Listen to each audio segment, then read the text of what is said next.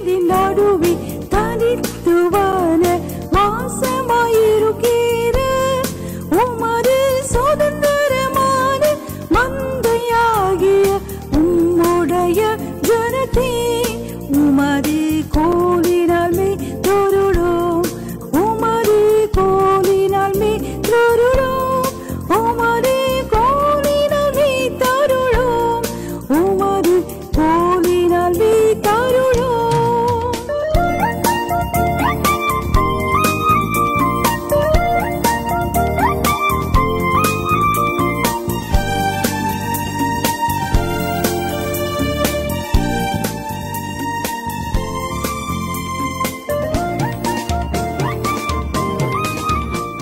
உங்களையும் உங்களை கேட்பவர்களையும் காப்பாற்றிக் கொள்ள இப்படி செய்ய வேண்டும். எப்படி செய்ய வேண்டும்? 1 தீமோத்தேயு 4ஆம் அதிகாரம் 12ஆம் வசனம் முதற்கொண்டு நம்ம வாசிக்க கேட்போம். 1 Timothy chapter 4 from verse 12 onwards. வாசியுங்கள். உன் இளமையை குறித்து ஒருவனும் உன்னை அசட்டை பண்ணாதபடிக்கு நீ வார்த்தையிலும் நடக்கையிலும் அன்பிலும் ஆவியிலும் விசுவாசத்திலும் கற்பிலும் விசுவாசிகளுக்கு மாதிரியாயிரு. நான் வருமளவும் வாசிக்கிறதிலும் புத்தி சொல்லுகிறதிலும் உபதேசத்திலும் ஜாக்கிரதையாயிரு. மூப்பராகிய சங்கத்தார் உன்மேல் கைகளை வைத்தபோது தீர்க்க தரிசனத்தினால் உனக்கு அளிக்கப்பட்ட வரத்தை பற்றி அசதியாய் இராதே. நீ தேறுகிறது யாவருக்கும் விளங்கும்படி இவைகளையே சிந்தித்து கொண்டு இவைகளில் நிலைத்திரு. உன்னை குறித்தும் உபதேசத்தை குறித்தும் எச்சரிக்கையாயிரு. இவைகளில் நிலை கொண்டிரு. இப்படி செய்வாயானால் உன்னையும் உன் உபதேசத்தை கேட்பவர்களையும் ரட்சித்துக் கொள்ளுவாய். இப்படி செய்வாயானால் உன்னையும் உன் உபதேசத்தை கேட்பவர்களையும் காப்பாற்றிக் கொள்ள, ரட்சித்து கொள்ள, விமோசனத்தில் கொண்டு சேர்க்க முடியும். இல்லைன்னா முடியாது. இங்கே ஒரு சில காரியங்களை சொல்லுகிறார். அநேக காரியங்கள் உண்டு. இந்த வேத பகுதியிலிருந்து மாத்திரம் ஒரு 7 காரியங்களை நான் சுட்டி காட்டுகிறேன். நம்மை காப்பாற்றி கொள்ள, உலகம் முழுவதையும் ஆதாயப்படுத்தி நம்ம நஷ்டப்படுத்தினா அப்புறம் நமக்கு என்ன லாபம் இருக்கு? பிரியமானவர்களே, உன்னில் அன்பு கூறுகிறது போல பிறனில் அன்பு கூறுவாயாக. முதல்ல உங்களை நேசிங்க. உன்னில் அன்பு கூறுவது போல பிறனில் அன்பு கூறணும். நீங்கள் எப்படியாவது பரலோகத்துக்கு போகணும், நான் எப்படியாவது பரலோகத்துக்கு போகணும். 14 ஆண்டுகளாக சத்தியத்தின் சத்தம் கூட்டத்தை நடத்தி அநேகரை சத்தியத்துக்குள்ளே நடத்தி எனக்கு பரலோகம் மறுக்கப்படுமையானால் நியாயம் இவ்வளோ பிரயாசப்படணும்? உலகம் முழுவதையும் நான் ஆதாயப்படுத்தி கொண்டு என் ஜீவனை நஷ்டப்படுத்தினால் எனக்கு என்ன லாபம் இருக்கிறது? அதனால் எப்படியாவது நான் என்னை காப்பாற்றி கொள்ள வேண்டும், நீங்கள் உங்களை காப்பாற்றி கொள்ள வேண்டும். நம்மை கேட்பவர்களையும் நாமும் நம்முடைய பிள்ளைகளும் சீயோனிலே அடையாளங்களும் அற்புதங்களுமாக போய் நிற்க வேண்டும். அதுக்கு இங்கே ஒரு சில குறிப்புகளை பார்க்கிறோம். இவைகள் மாத்திரமல்ல, இவைகளை சேர்த்துக்கொள்வோம். முதலாவது 12ஆம் வசனம் வாசியுங்கள். உன் இளமையை குறித்து ஒருவனும் உன்னை அசட்டை பண்ணாதபடி. இது வெறுமனே இளமை என்று மாத்திரமல்ல, உன் முதுமையை குறித்தும் ஒருவரும் உன்னை அசட்டை பண்ணக்கூடாது. கிழமை அந்த பெருசு அப்படின்னு சொல்லி உங்களை அசட்டை பண்ணிடக்கூடாது. இல்லை ஒருவேளை பெரிய பட்டப்படிப்பு இல்லை, எழுத்தறிவே இல்லை, அதில் உங்களை யாரும் அசட்டை பண்ணக்கூடாது. இல்லை சில பொருளாதார குறைபாடு இருக்கு,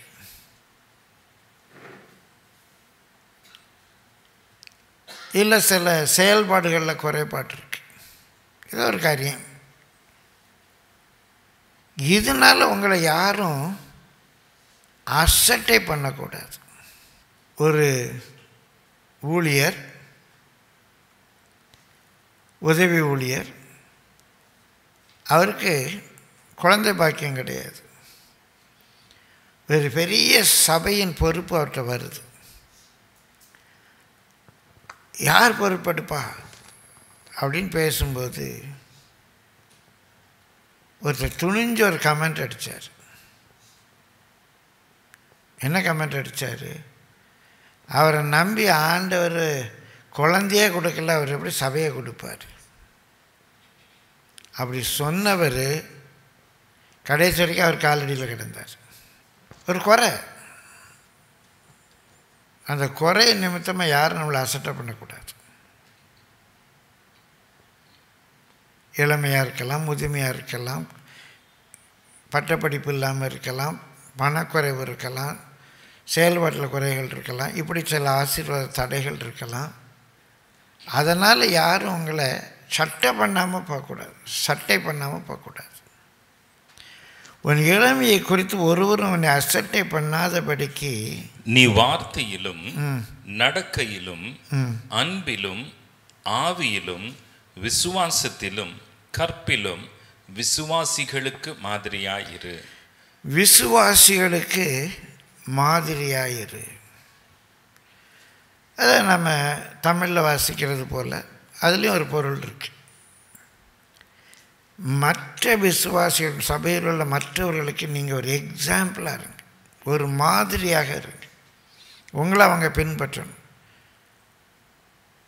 அப்படி நடக்கிறவர்களை மாதிரியாக நோக்கி பவுல் சொல்ல, நான் கிறிஸ்துவை பின்பற்றுவது போல என்னை பின்பற்றுங்கள், நான் கிறிஸ்துவை பின்பற்றுவது போல என்னை பின்பற்றுங்கள் அப்படின்னு சொல்லணும்.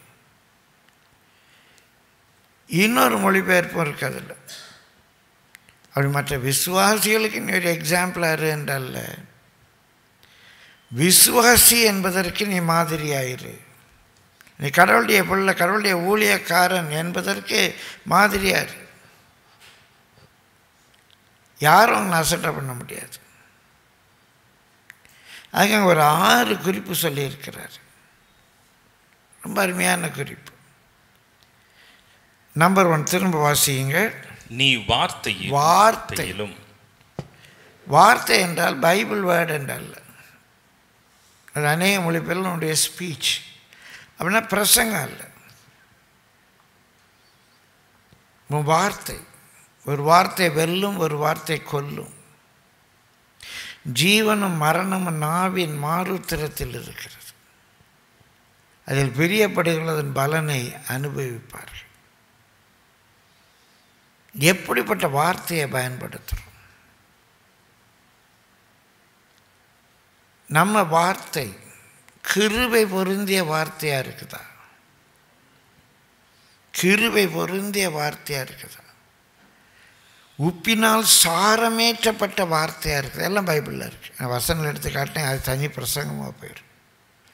ஒரே ஒரு வசனம், நிறைய வசனம் இருக்குது. ஒரே வசனம் சுட்டி காட்ட மனதில் தோன்ற அப்படினால சுட்டி காட்டுறேன்.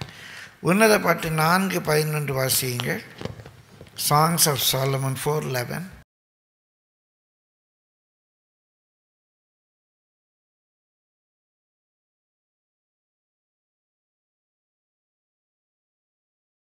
தேன்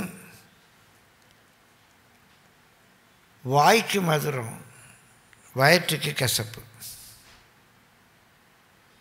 தேன் வாய்க்கு மதுரம், வயிற்றுக்கு கசப்பு.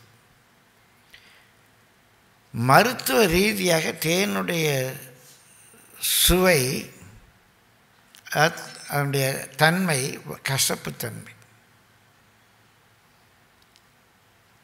ஆனால் அதுதான் சில வேளைகளில் சர்க்கரை நோயால் பாதிக்கப்பட்டவர்கள் கூட சில மருந்தில் தேன் சேர்க்கிறாங்க. அது நல்ல தேனாக இருக்குமா? இந்த தேன் எப்படி வருது? பூக்கள்லேருந்து வருது. ஆனால் பூக்கள்லேருந்து வர்றதுக்கு அது பேர் தேன் அல்ல. இங்கிலீஷில் நெக்டார். நெக்டார் உடம்புக்கு கெடுதி. அந்த நெக்டாரை அந்த தேன் ஈ உறிஞ்சி அந்த தேனியுடைய வயிற்றுக்குள்ளே போய் அந்த தேனியுடைய வாமிட் அது உள்ள ப்ராசஸ் ஆகி வெளியே தள்ளுது. உள்ள ப்ராசஸ் ஆகி வெளியே தன்ன அந்த நெக்டார் தான் நம்ம ஹனின்னு சொல்கிறோம். ஒவ்வொரு பூவில் இருந்து கொஞ்சம் கொஞ்சமாக அந்த நெக்டாரை சேகரித்து அந்த நெக்டாரை உள்வாங்கி அந்த நெக்டார் அந்த தேனியுடைய சரீரத்துக்குள்ளாக ஜீரணிச்சு ப்ராசஸ் ஆகி அது தேனாக வெளியே வருகிறது. உன் உதடுகளில் தேன் ஒழுகுது என்று சொன்னால் ஒரு சொட்டு 2 சொட்டு இல்லை, நிறையா இருக்கு. எப்படி வந்தது? நிறைய பூவில் உட்காந்து எடுத்து அதை தன்மயமாக்கி அது உள்ளே போய் ப்ராசஸ் ஆகி நிரம்பி வழிந்தால் உன் உதட்டில் தேன் வழியும். எப்படிங்க தேன் வருது? நிறைய பைபிள் வசனம் வாசிக்கிறேன், நிறைய புத்தகங்கள் எடுத்து வாசிக்கிறோம். ஆங்கிலத்தில் சொல்லுவாங்க reading man is a ready மேன்பாங்க. நல்ல ஆவிக்குரிய புத்தகங்களை வாசிக்கிறோம். பரிசுத்தவான்கள் என்ன சொல்லியிருக்காங்க? சாது சுந்தர் சிங் என்ன சொன்னார்? சார்ல்ஸ் ஃபின்னி என்ன சொன்னார்? ஸ்பர்ஜன் என்ன சொன்னார்? டோசர் என்ன சொன்னார்? அவங்களாம் என்ன சொல்லியிருக்கிறாங்க? இன்னும் மாற்று நூல்கள் என்ன சொல்லியிருக்குது? வள்ளுவர் என்ன சொல்கிறாரு? தொல்காப்பியத்தில் என்ன சொல்லியிருக்குது? உள்ளே போகுது, உள்ளே போய் தன்மயமாகுது,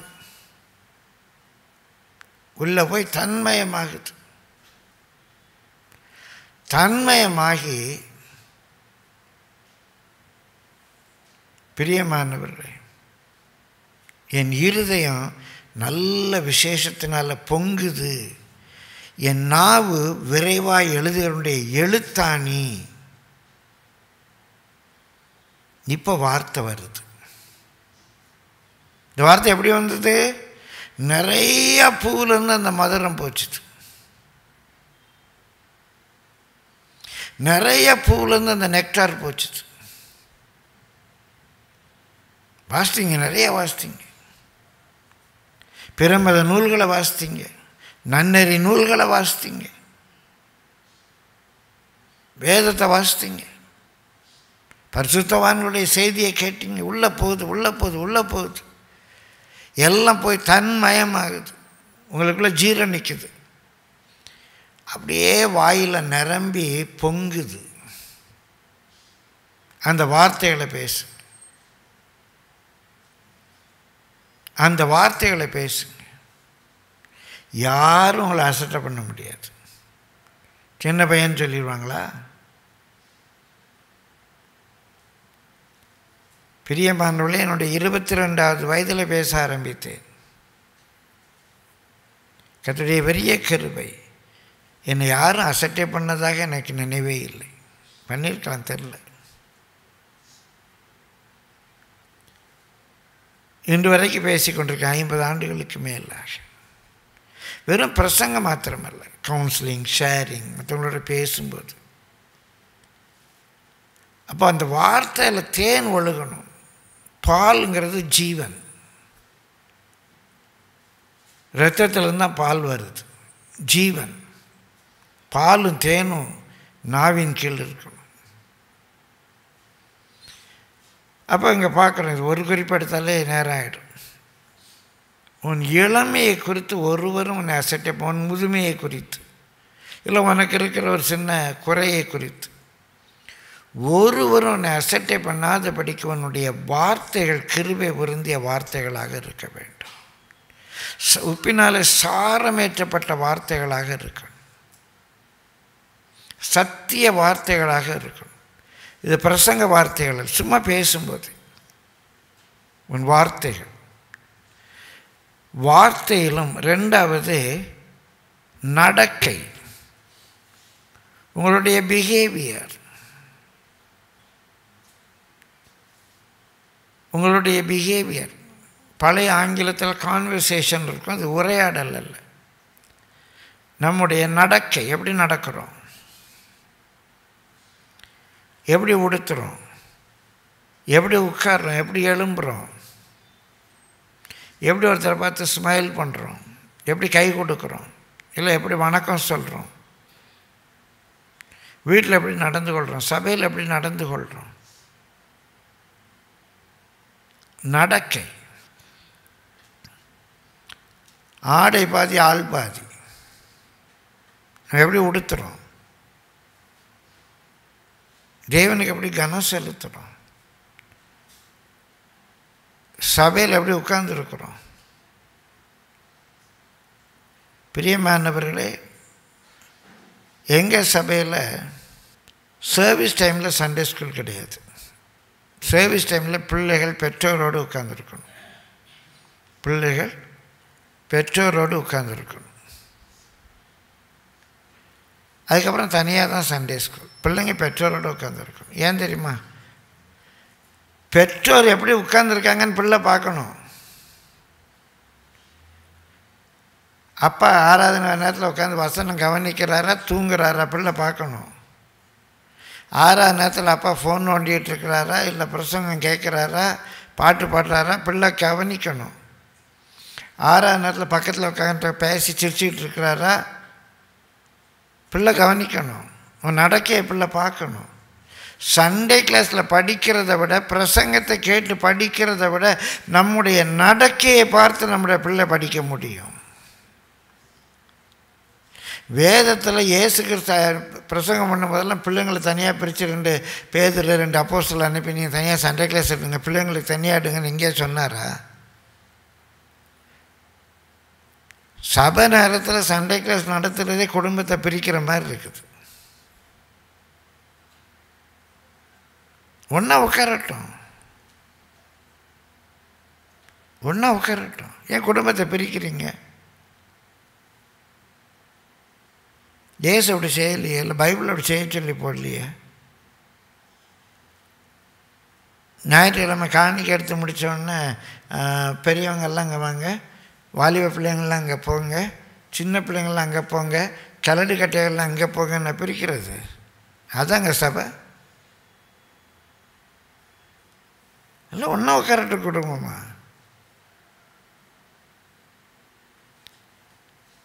நாங்கள் ஆண்கள் பெண்கள் என்று கூட பிரித்து உட்கார வைக்க மாட்டேன்.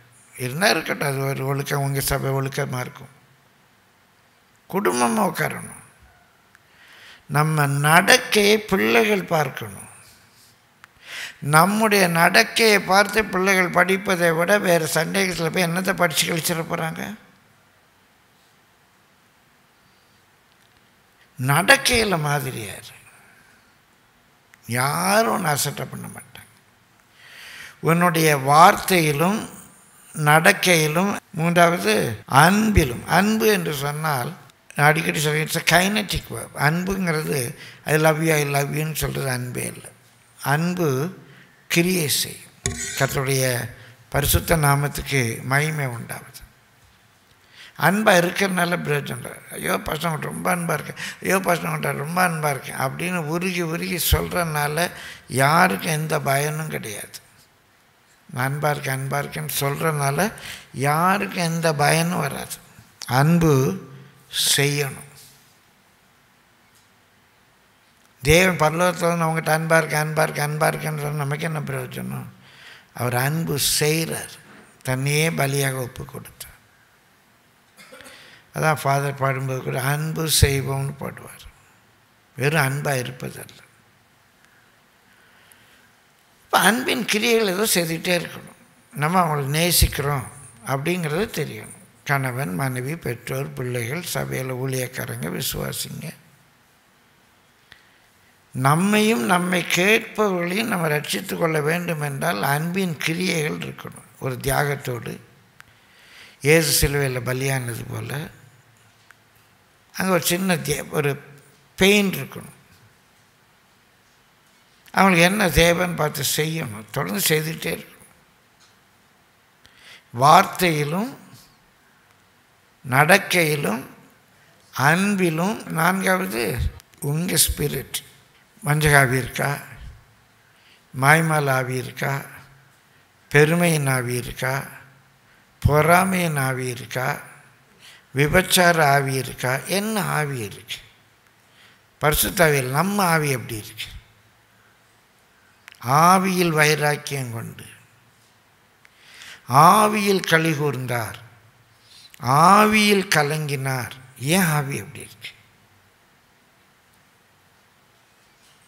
என் ஆவி ராபர்ட் ஒரு விசுவாசி தான் அப்படின்னு சொல்கிற மாதிரி இருக்கான் என் ஆவி.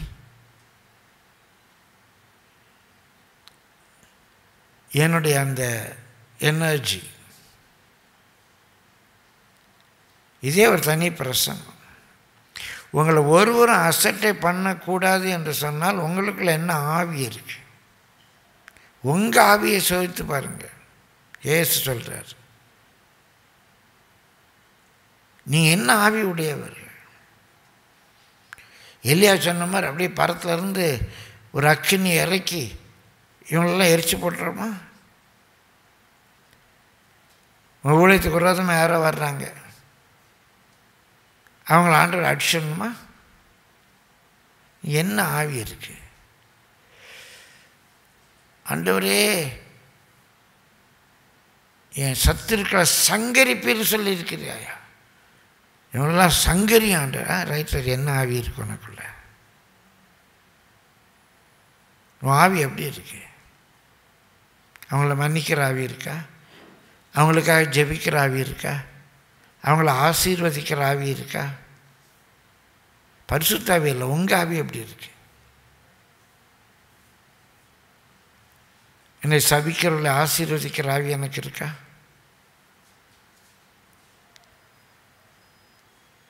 ஆவியிலும் அப்புறம் விசுவாசத்திலும்.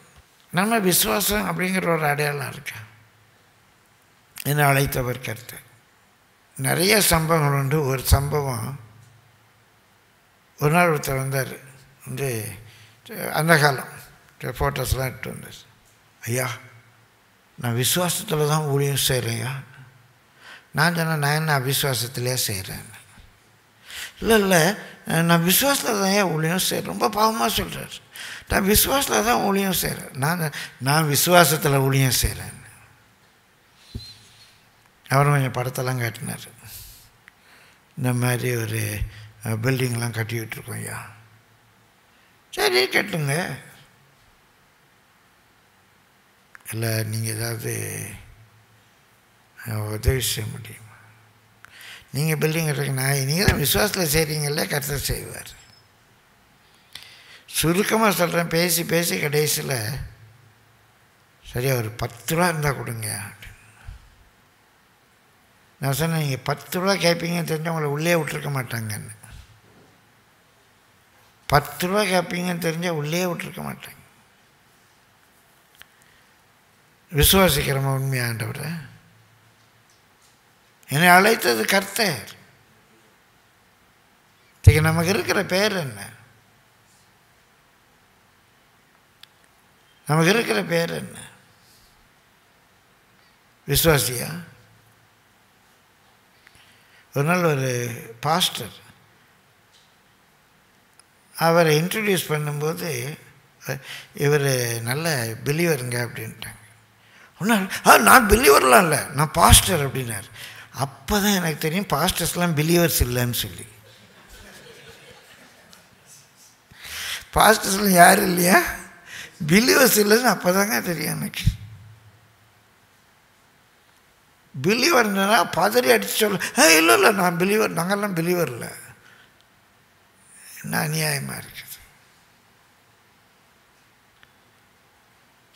சொல்கிறாங்க, ஃபஸ்ட்டு பிள்ளைக்கு ஃபீஸ் கட்டணும், ஜெபிச்சுக்கோங்க பாஸ்டர். அந்த பிட்டு போடும்போதே தெரியும் ஜெபத்தின் மேலே நம்பிக்கை வைத்திருக்கிறார்களா, இல்லாவிட்டால் அதற்கு மேலாக வேறு எதுவுமா. விசுவாசி என்பதற்கு மாதிரியார். என்னை அழைத்தவர் கர்த்தர். இது வரைக்கும் நடத்தினவர் நேற்று வரைக்கும் நடத்திட்டார், இன்றைக்கி நடத்துவார். இன்றைக்கி நடத்தினவர் நாளைக்கு நடத்துவார். ரைட், போயிட்டே இருப்போம். அழைத்தவர் கர்த்தர், நடத்த வல்லவராக இருக்கிறார். ஒருவருக்கு ஒரு உதவி செய்யுங்க வேண்டாம் நான் சொல்லலை. ஆனால் நாம் விசுவாசி என்பதற்கு மாதிரியாக இருக்கணும்.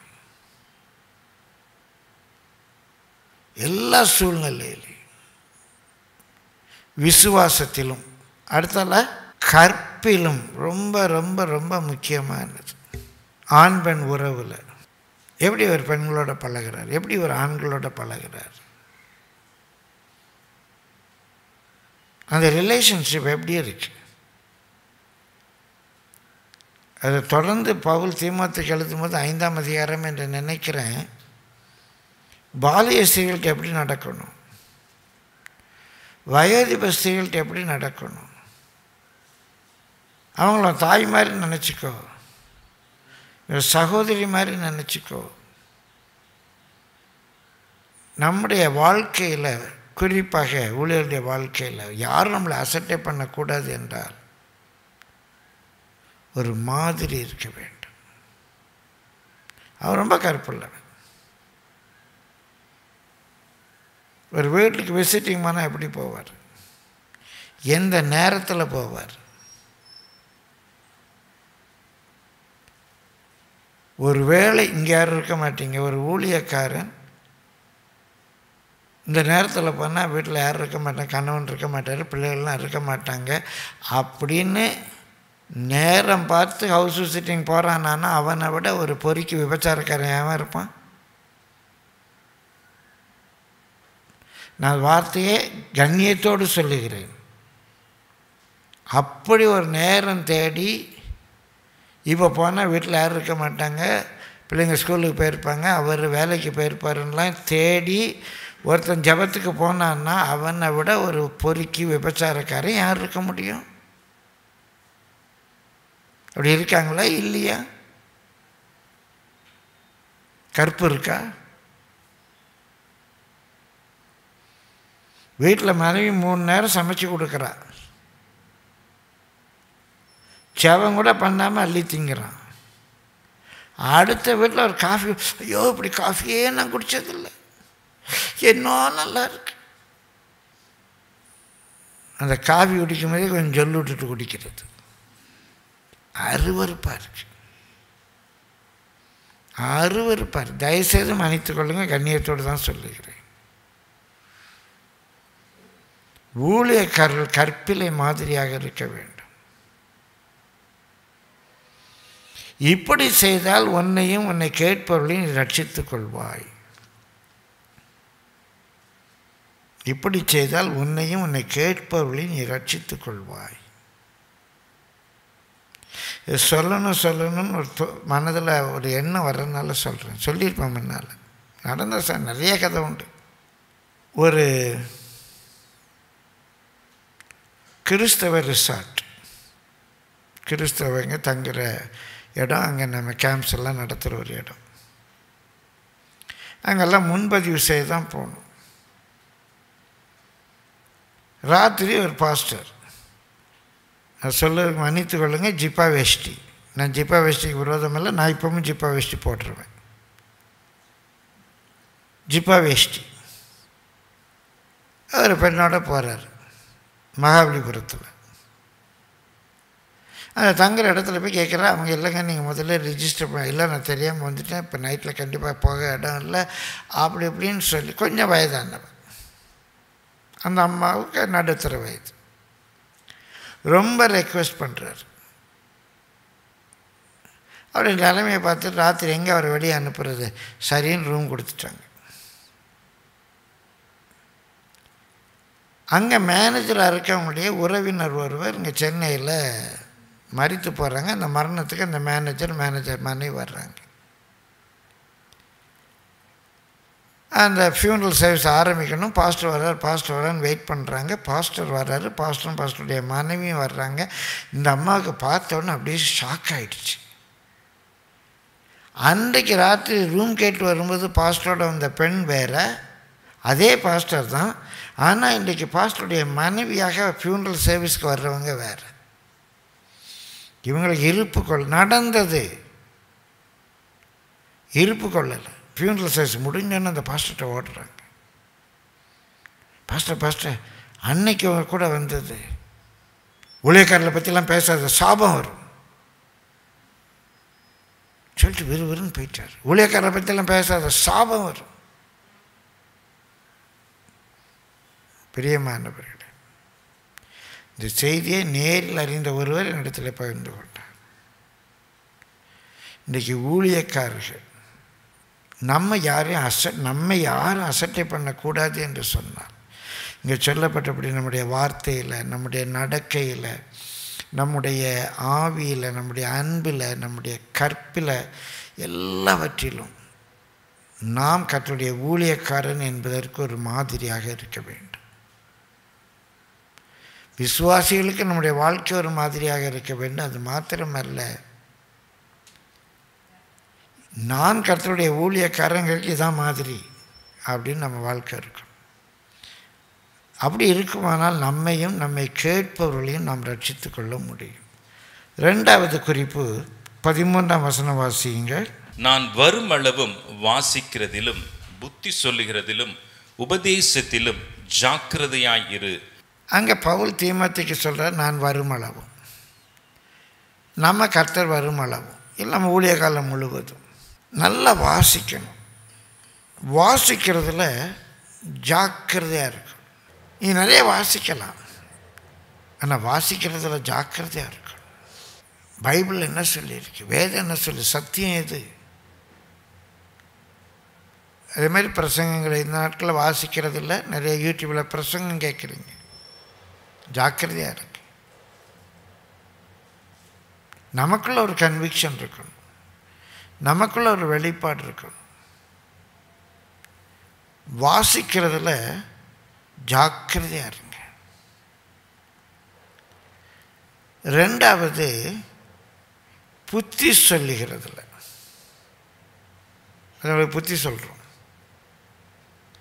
Exhortation,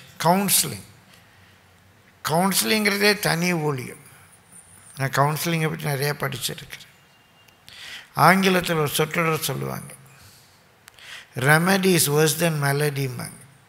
remedy is worse than malady. வியாதியை விட சிலவில் மருந்து மோசமாக இருக்கும். ஏதோ ஒரு தலைவலின்னு ஒரு டாக்டர்கிட்ட போயிட்டு ஏதோ ஒரு மருந்தை கொடுத்து இருக்கிற உடம்பையே கெடுத்துக்கிட்டவங்கெல்லாம் உண்டு. Remedy is worse than melody. அது மாதிரி சில வேளை நம்ம கவுன்சிலிங் சொல்கிறோன்னு சொல்லி குடும்பத்தையே கெடுத்து போடுவோம். ஏதோ புருஷன் மனைவி ஒரு சண்டையோடு வந்திருப்பாங்க, அவன் 2 அடி அடிச்சிருப்பான், இல்லை இவன் 2 அடி அடிச்சிருப்பா. வந்து பாஸ்டர்கிட்ட வர்றாங்க, அப்படியா, அப்படி அடிச்சாளா, பொண்டாட்டி அடிச்சாலாம் ஒன்று, இவன் எத்தனை அடி வாங்கினான்னு தெரியாது.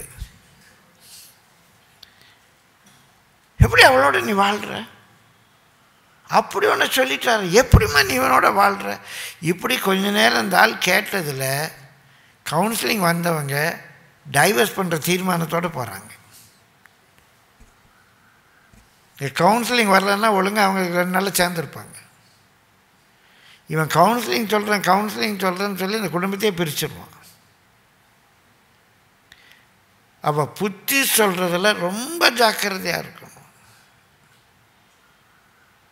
புத்தி சொல்கிறதில்ல அதுக்கு கிருபை வேணும். புத்தி சொல்லுகிறவன் புத்தி சொல்லுகிறதில்லும், அது ஒரு வரம், தேவனுடைய வரம். அப்போ நம்ம அதில் எவ்வளோ ஜாக்கிரதையாக இருக்கோம், எப்படி ஜாக்கிரதையாக இந்த புத்தி சொல்கிறோம். புத்தி சொல்லுகிறவன் புத்தி சொல்லுகிறதிலும், அப்புறம் நான் வருமளவும் வாசிக்கிறதிலும் புத்தி சொல்லுகிறதிலும் உபதேசத்திலும் ஜாக்கிரதையாயிரு. ஜாக்கிரதையாக டீச் பண்ணு, தப்பாக சொல்லி கொடுத்துடாது, அவுட் ஆஃப் கான்டெக்ட் சொல்லி கொடுத்துடாது. பேப்டிசம் எடுக்கணும், மூலிகை தான் எடுக்கணும், ஏன் மூலிகை எடுக்கணும், டீச் பண்ண தெரியும். இல்லை வேற ஒரு உபதேசம் வருது, ஒரு உலகப்பிரமான அலங்காரத்தை பற்றி வருது, அவன் ஒரு வசனம் கோட் பண்ணுறான், நம்ம ஒரு விளக்கம் கொடுக்கணும். எப்படி டீச் பண்ணுறோம்? நம்ம போதக சமர்த்தராக இருக்கணும், டீச்சிங்கில் ரொம்ப கேர்ஃபுல்லாக இருக்கணும். அது நமக்கு இருக்கிற மினிஸ்ட்ரி. 1 தீமோத்தேயு 3:2 வாசிங்க.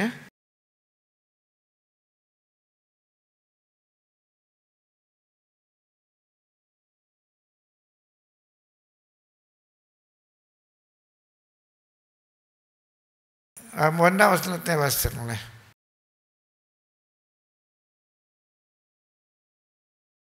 கண்காணிப்பை விரும்புகிறவன் அப்படின்னா அது என்னன்னு சொல்லலாம் இங்கிலீஷில்? ஓவர்சியர். இந்த கண்காணிப்புக்குள்ள இன்னொரு பேர் தாங்க, நான் யாரும் குற்றப்படுத்தலை, திரும்பவும் சொல்கிறேன், சத்தியத்தை சொல்லுவேன், யாராவது குற்றப்படுத்தப்படுறாங்களான்னு தெரியாது. அதுக்கு பேர் தான் பிஷப். பிஷப்னா ஓவர்சியர், கண்ணை வைத்து காண்பவன், மேற்பார்வையாளர், ஒரு ஹெட் ஆஃப் த டிபார்ட்மெண்ட், மேஸ்திரி. அவன் நல்ல வேலையை விரும்புகிறான். He purchase a good degree. அது நிறைய பேர் என்ன நினச்சிக்கிட்டாங்க, அதை காசு கொடுத்து அந்த டிகிரி வாங்கலாம். ஏன்னா he purchase a good degree for himself. அந்த டிகிரிங்கிறது பட்டம் இல்லை. டிகிரிங்கிறது என்னது? நிலை. இப்போ டெம்பரேச்சர் 40 டிகிரி இருக்குது, 42 டிகிரி வந்துடுச்சு. டிகிரிங்கிறது ஒரு நிலை. அந்த சூப்பர்வைசர், அந்த கண்காணி, அந்த பிஷப் ஒரு நல்ல நிலை அடைகிறான். ஒரு நல்ல நிலை. அது சபையெல்லாம் ஒரு சூப்பர்வைசராக இருக்க, எல்லாம் வந்து மேலே பார்க்குறான், கண்காணிக்கிறான். அந்த பிஷப் என்பது ஒரு பட்டம் அல்ல. பிஷப் என்பது ஒரு பணி.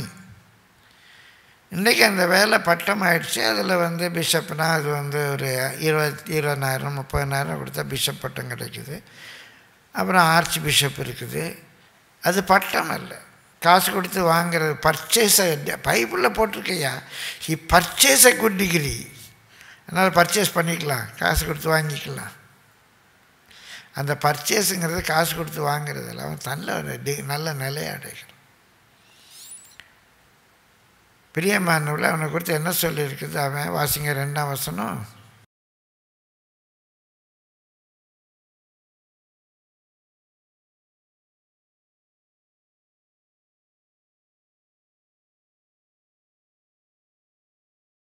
கண்காணிப்பை விரும்புகிறவன் போதக சமர்த்தனாக இருக்க கடவன். இந்த 3 காரியங்களில் ஜாக்கிரதையாயிரு. முதலாவது மாதிரி ஆயிரு, 2வது ஜாக்கிரதையாயிரு.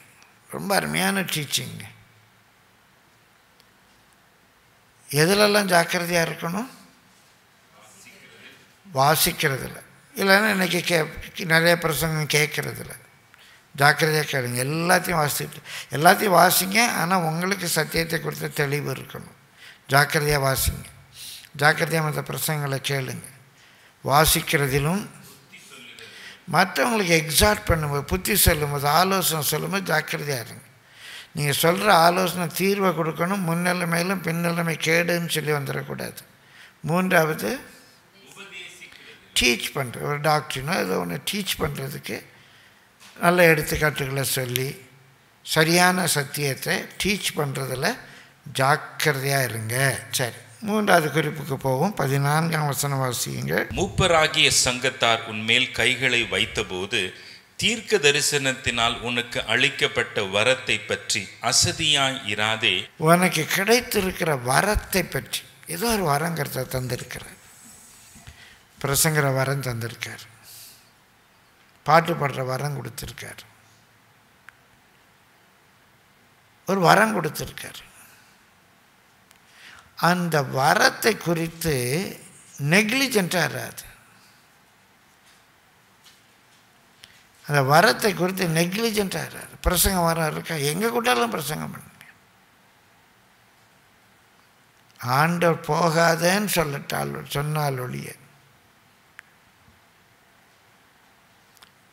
ஒரு நாள் பாஸ்டர் சுந்தரையா சொன்னி, எனக்கு சுந்தரையா தான் தெரியும், அந்த பேர் தான் சொல்லிகிட்டே இருப்பேன். நான் அங்கே தானே படித்தேன்.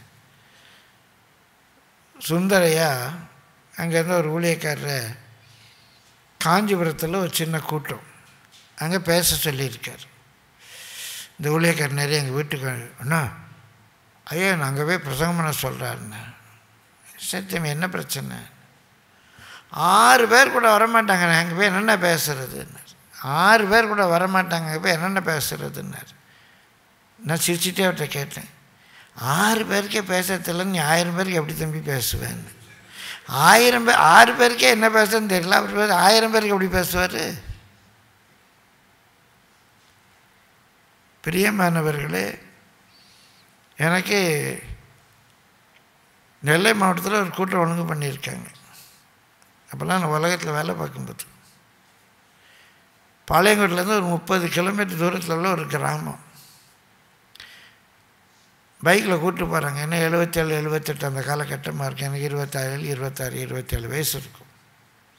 பைக்கில் கூப்பிட்டு போகிறாங்க. ரோடெல்லாம் வால் போஸ்ட் ஒட்டியிருக்கு. அப்போ வால் போஸ்ட் ஒட்டுறதே பெருசு. ரோடெல்லாம் வால் போஸ்ட் ஒட்டியிருக்கு. பார்த்துட்டே போகிறேன். பெரிய மைதானம் காட்டினாங்க. நிறையா டியூப் லைட்லாம் போட்டிருக்கு, அழகு ஸ்டேஜ்லாம் போட்டிருக்கு. எனக்கு ஒரு ரூமில் மாடியில் தங்க வச்சுட்டாங்க. 6:30 மணிக்கு மீட்டிங். நான் எல்லாம் பரப்பிட்டு ரெடியாக உட்காந்துருக்கேன். 6, 7, 7:30 யாரும் என்னை கூப்பிட வரல. மாடியிலேருந்து கீழே இறங்கவும் பயம். அந்த வீடு எப்படி இருக்குன்னு தெரியாது. அதுவும் இந்த மரப்படி தான், மேலேருந்து குதிக்கிற மாதிரி இறங்கணும். என்ன பண்ணேன்னு அப்படியே உட்காந்துட்ருக்கேன். ஒரு 7:30 மணிக்கு ஒரு பிரதர் வந்தார். பிரதர் யாருமே ஒரு ஆள் கூட வரல பிரதர்னார். நான் சொன்னேன், ஆள் வரலன்னா என்ன நான் பேசுவேன்னு. அது எப்படி பிரதர் ஆள் இல்லாமல் பேசுவீங்கன்னு. இல்லை நான் தெரு பிரசங்கம் ஓப்பனர்லாம் பேசி பழகியிருக்கேங்க, இந்த டான் ப்ரேயர்லாம் போய் பழகியிருக்கேன், அதனால் பரவாயில்ல ஆள் இல்லாமல் பேசுகிறேன்ட்டு. லிட்ரலாக என் பின்னால் பாஸ்டர்ஸ் ஒரு 2-3 பேர் உட்காந்துருக்காங்க. நிறைய டியூப் லைட்ஸு. கிரவுண்டில் ஒரு ஆள் கிடையாதுங்க. 1.5 மணி நேரம் பேசினேன். 1.5 மணி நேரம் பேசினேன். 2வது நாள் ஓரளவு கூட்டம் வந்துடுச்சு. சனிக்கிழமை வெளியெல்லாம் நின்று கேட்டிருந்தவங்களாம் வந்து உட்கார ஆரம்பித்தாங்க.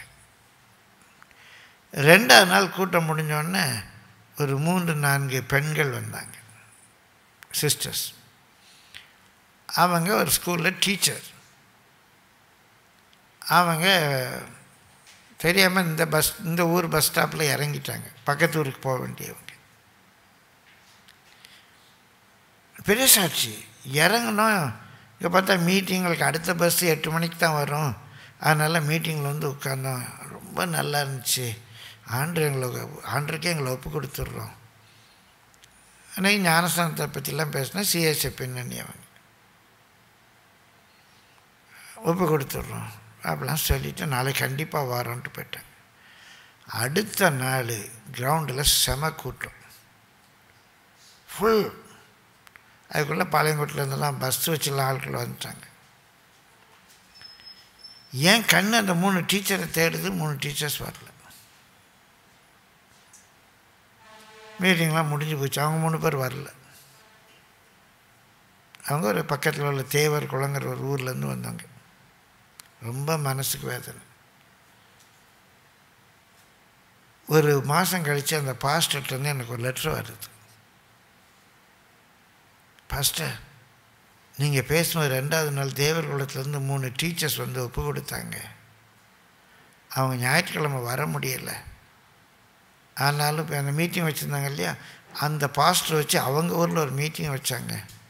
அந்த மீட்டிங்கில் அந்த 3 டீச்சர் அவளோடு கூட சேர்ந்து 9 பேர் ஞானஸ்தானம் எடுத்தாங்க. அந்த 9 பேர் ஞானஸ்தானமும் உங்கள் கணக்கு தான் பாஸ்டர்னு ஒரு லெட்டர் எழுதியிருந்தார். கரங்களை தட்டி கத்திர ஸ்தோத்திரிப்போமே. நடக்குதுங்க. இப்போ ஆளே இல்லைன்னா என்ன? நம்ம ரொம்ப ஜாக்கிரதையாக இருக்கணும். கர்த்தருடைய பரிசுத்த நாமத்துக்கு வரத்தை குறித்து அசதியாராது, பயன்படுத்திக்கிட்டே. அந்த வாலிப நாட்களில் விழுப்புரத்தில் சிலோன் கன்வென்ஷன் கூட்டத்தில் பேசியிருக்கேன். 5 நாட்கள். ஐயா என்னை சொந்த பிள்ளை மாதிரி பார்ப்பார். நானும் சின்ன பையன், சொந்த பிள்ளை மாதிரி பார்ப்பார். 5 நாள் மீட்டிங் முடிஞ்சோடனே திங்கக்கிழமை தம்பி இருந்துட்டு போங்க, தம்பி இருந்துட்டு போங்க. இல்லையா, திங்கக்கிழமை எனக்கு மெட்ராஸில் ஒரு மீட்டிங் இருக்குது. என்ன மீட்டிங்? ஒரு house prayer meeting. House prayer meeting தானே தம்பி, சொல்லிடலாம் தம்பி, நீங்கள் ஒரு நாள் ரெஸ்ட் எடுத்துகிட்டு போங்க, எங்களோட ஒரு நாள் கெஸ்ட்டாக இருங்க.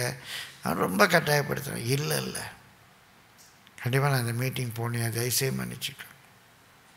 விழுப்புரத்துலேருந்து சென்னைக்கு வந்து அந்த மீட்டிங் போகிறேன். மீட்டிங் 2 பேர், ஹஸ்பண்ட் ஒய்ஃப், ஒரு ஆள் கூட வரல. அந்த கன்வென்ஷனில் என்ன ஆவியோடு பேசினோனோ, என்ன உற்சாகத்தோடு பேசினோ, அப்படி தான் அந்த 2 பேரையும் உட்கார வச்சு பேசினேன். உங்களுக்கு கிடைத்த வரத்தை குறித்து அசதியாயிடாதீங்க. நான் எனக்கு ஒரு ஃபார்முலா வச்சுருக்கேன். நான் என்ன கொடுங்க என்ன கூப்பிடலையா அப்படின்னு நான் இதெல்லாம் மறைமுகமாக கூட யாரையும் என்னை பார்த்து என்ன கூப்பிடுங்க, என்னை பயன்படுத்துங்க, என்னை பயன்படுத்தலையா அப்படிலாம் நான் கேட்டதும் கிடையாது. என்னை ஒரு அழைத்து எனக்கு சமயம் வாய்த்து நான் மாட்டேன் என்று சொன்னதும் கிடையாது. தாழ்மையாக சொல்கிறேன். உங்களுக்கு கிடைத்த வரத்தை குறித்து நெக்லிஜெண்ட்டாக இராதீங்க. பிரியமானவர்களே, கர்த்தருடைய பரிசுத்த நாமத்துக்கு மகிமை உண்டாவது. பிசாசுகளை துரத்துகிற வரம் இருக்கு. நேற்று கூட அந்த வரத்தை பயன்படுத்தினேன். நேற்று அந்த கூட்டத்து வந்தவங்கள சிலர் பார்த்துருப்பீங்க. ஒரு அம்மா வந்து ஜெபிச்சாங்க. ஒருவேளை அந்த வரத்தை பயன்படுத்துறதுக்கு இன்றைக்கு எனக்கு சரீர பலன் இருக்கான்னு எனக்கு தெரியலை. சிலர் அப்படி பயங்கரமாக ஆடுவாங்க. கர்த்தர் தானே கிரியை சரி, என் பலன் அதுக்கு. அப்போ உங்களையும் உங்களை கேட்பொழுது நீங்கள் ரட்சித்து கொள்ள வேண்டும் என்றால் 3வது குறிப்பு, உங்களுடைய வரத்தை குறித்து அசதியாகிறாதே. ஒரு சில வசனங்களை கூட நான் உங்களுக்கு வாசித்து காட்டுறேன். நீதிமொழிகள் 18:9, எரேமியா 48:10,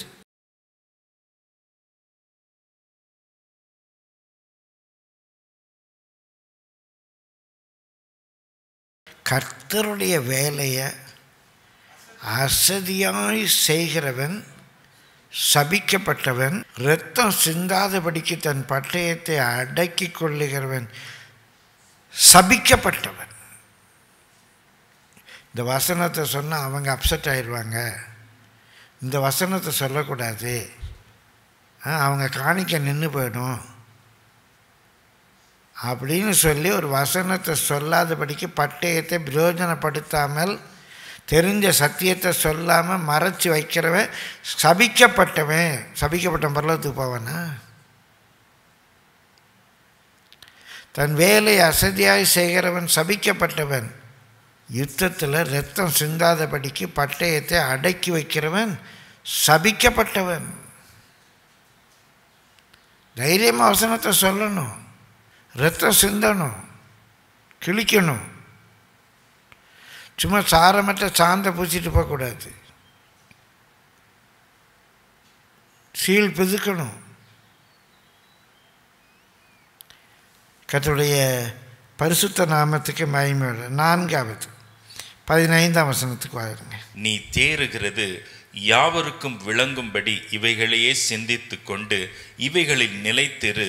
நீ தேறுகிறது யாவருக்கு விளங்கும்படி இவைகளையே சிந்தித்து கொண்டிரு.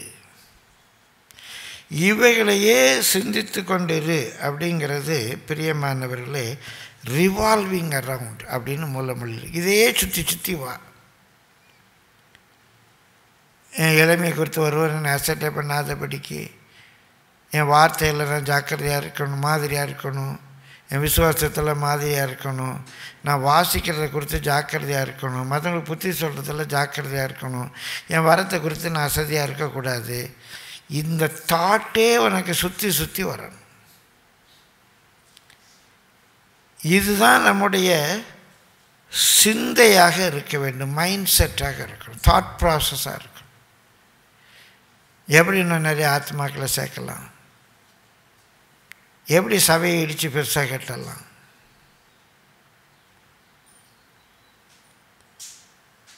எப்படி ஒரு நல்ல வாகனம் வாங்கலாம், இதையே சிந்தித்து கொண்டிருக்கக்கூடாது. எதை சிந்தித்து கொண்டிருக்கிறேன்? இன்னும் எப்படி வாசிக்கலாம், எப்படி புத்தி சொல்லணும், புத்தி சொல்கிற வர எனக்கு வேணுமே, எப்படி போதக சமர்த்தனாக இருக்கணுமே, சத்தியத்தை எப்படி போதிக்கிறது, எப்படி இன்றைக்கி டீச் பண்ணுறது, என்ன உதாரணம் சொல்லலாம், என்ன கதை சொல்லலாம், இதையே சிந்தித்து கொண்டிரு. அப்பொழுது நீ உன்னையும் உன்னை கேட்பவர்களையும் ரட்சித்துக் கொள்வாய்.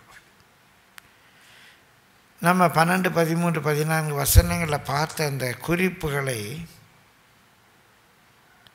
சுற்றி சுற்றி வரணும், ரிவால்விங் அரவுண்ட். அதை நம்முடைய மைண்ட் செட்டுக்கு திரும்ப திரும்ப கொண்டு வரணும், ரிமெம்பரிங்.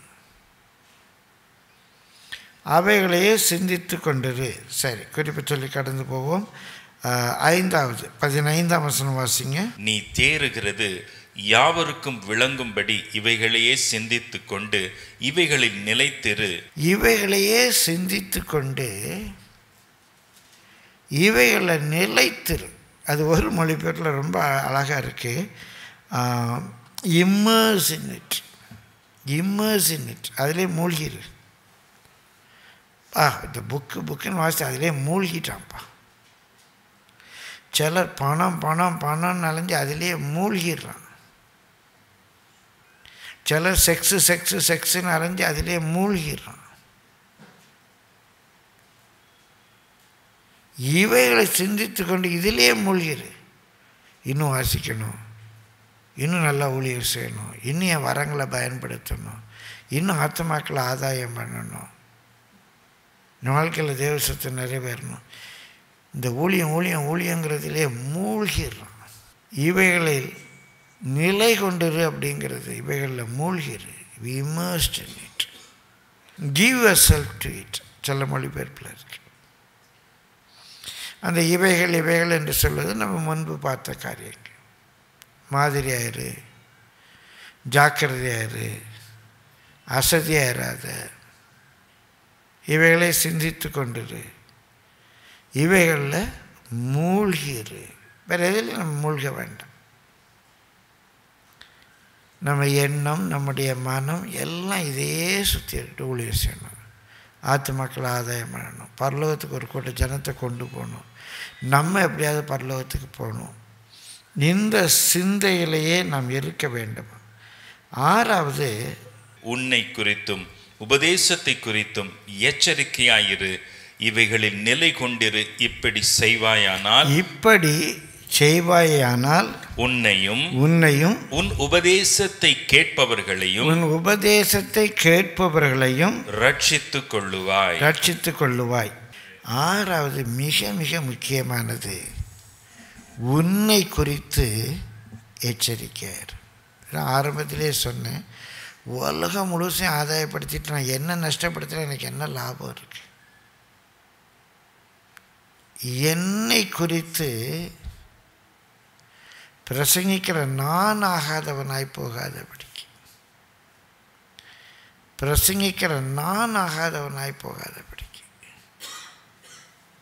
என்னை தாழ்த்தி கீழ்ப்படுத்துகிறேன். சிலம்பம் பண்ணுகிற நான் ஆகாயத்தில் அடிக்கிறவனாக சிலம்பம் பண்ணக்கூடாது. பந்தய பொருளை பெற்றுக்கொள்ளத்தக்கதாக ஓடுகிறவன் எல்லாவற்றிலும் இச்சை அடக்கமுள்ளவனாக இருக்க வேண்டும். இச்சை அடக்கம் என்று சொன்னால் வெறும் ஆண் பெண் ஈர்ப்பில் மாத்திரமல்ல, சாப்பாட்டில் கூட ஒரு இச்சை அடக்கம் வேணும்.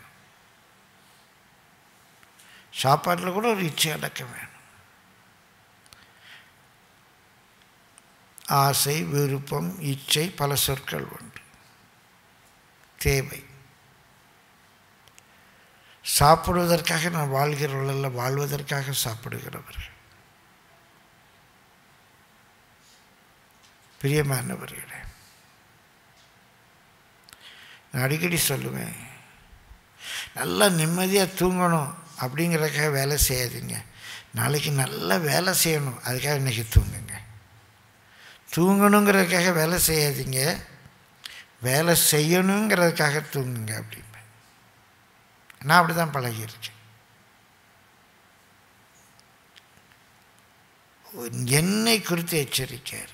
என்னுடைய ட்ரெஸ் எப்படி இருக்கு, என்னுடைய சிகை அலங்காரம் எப்படி இருக்கு, என் உடலை நான் எப்படி பேணுறேன்.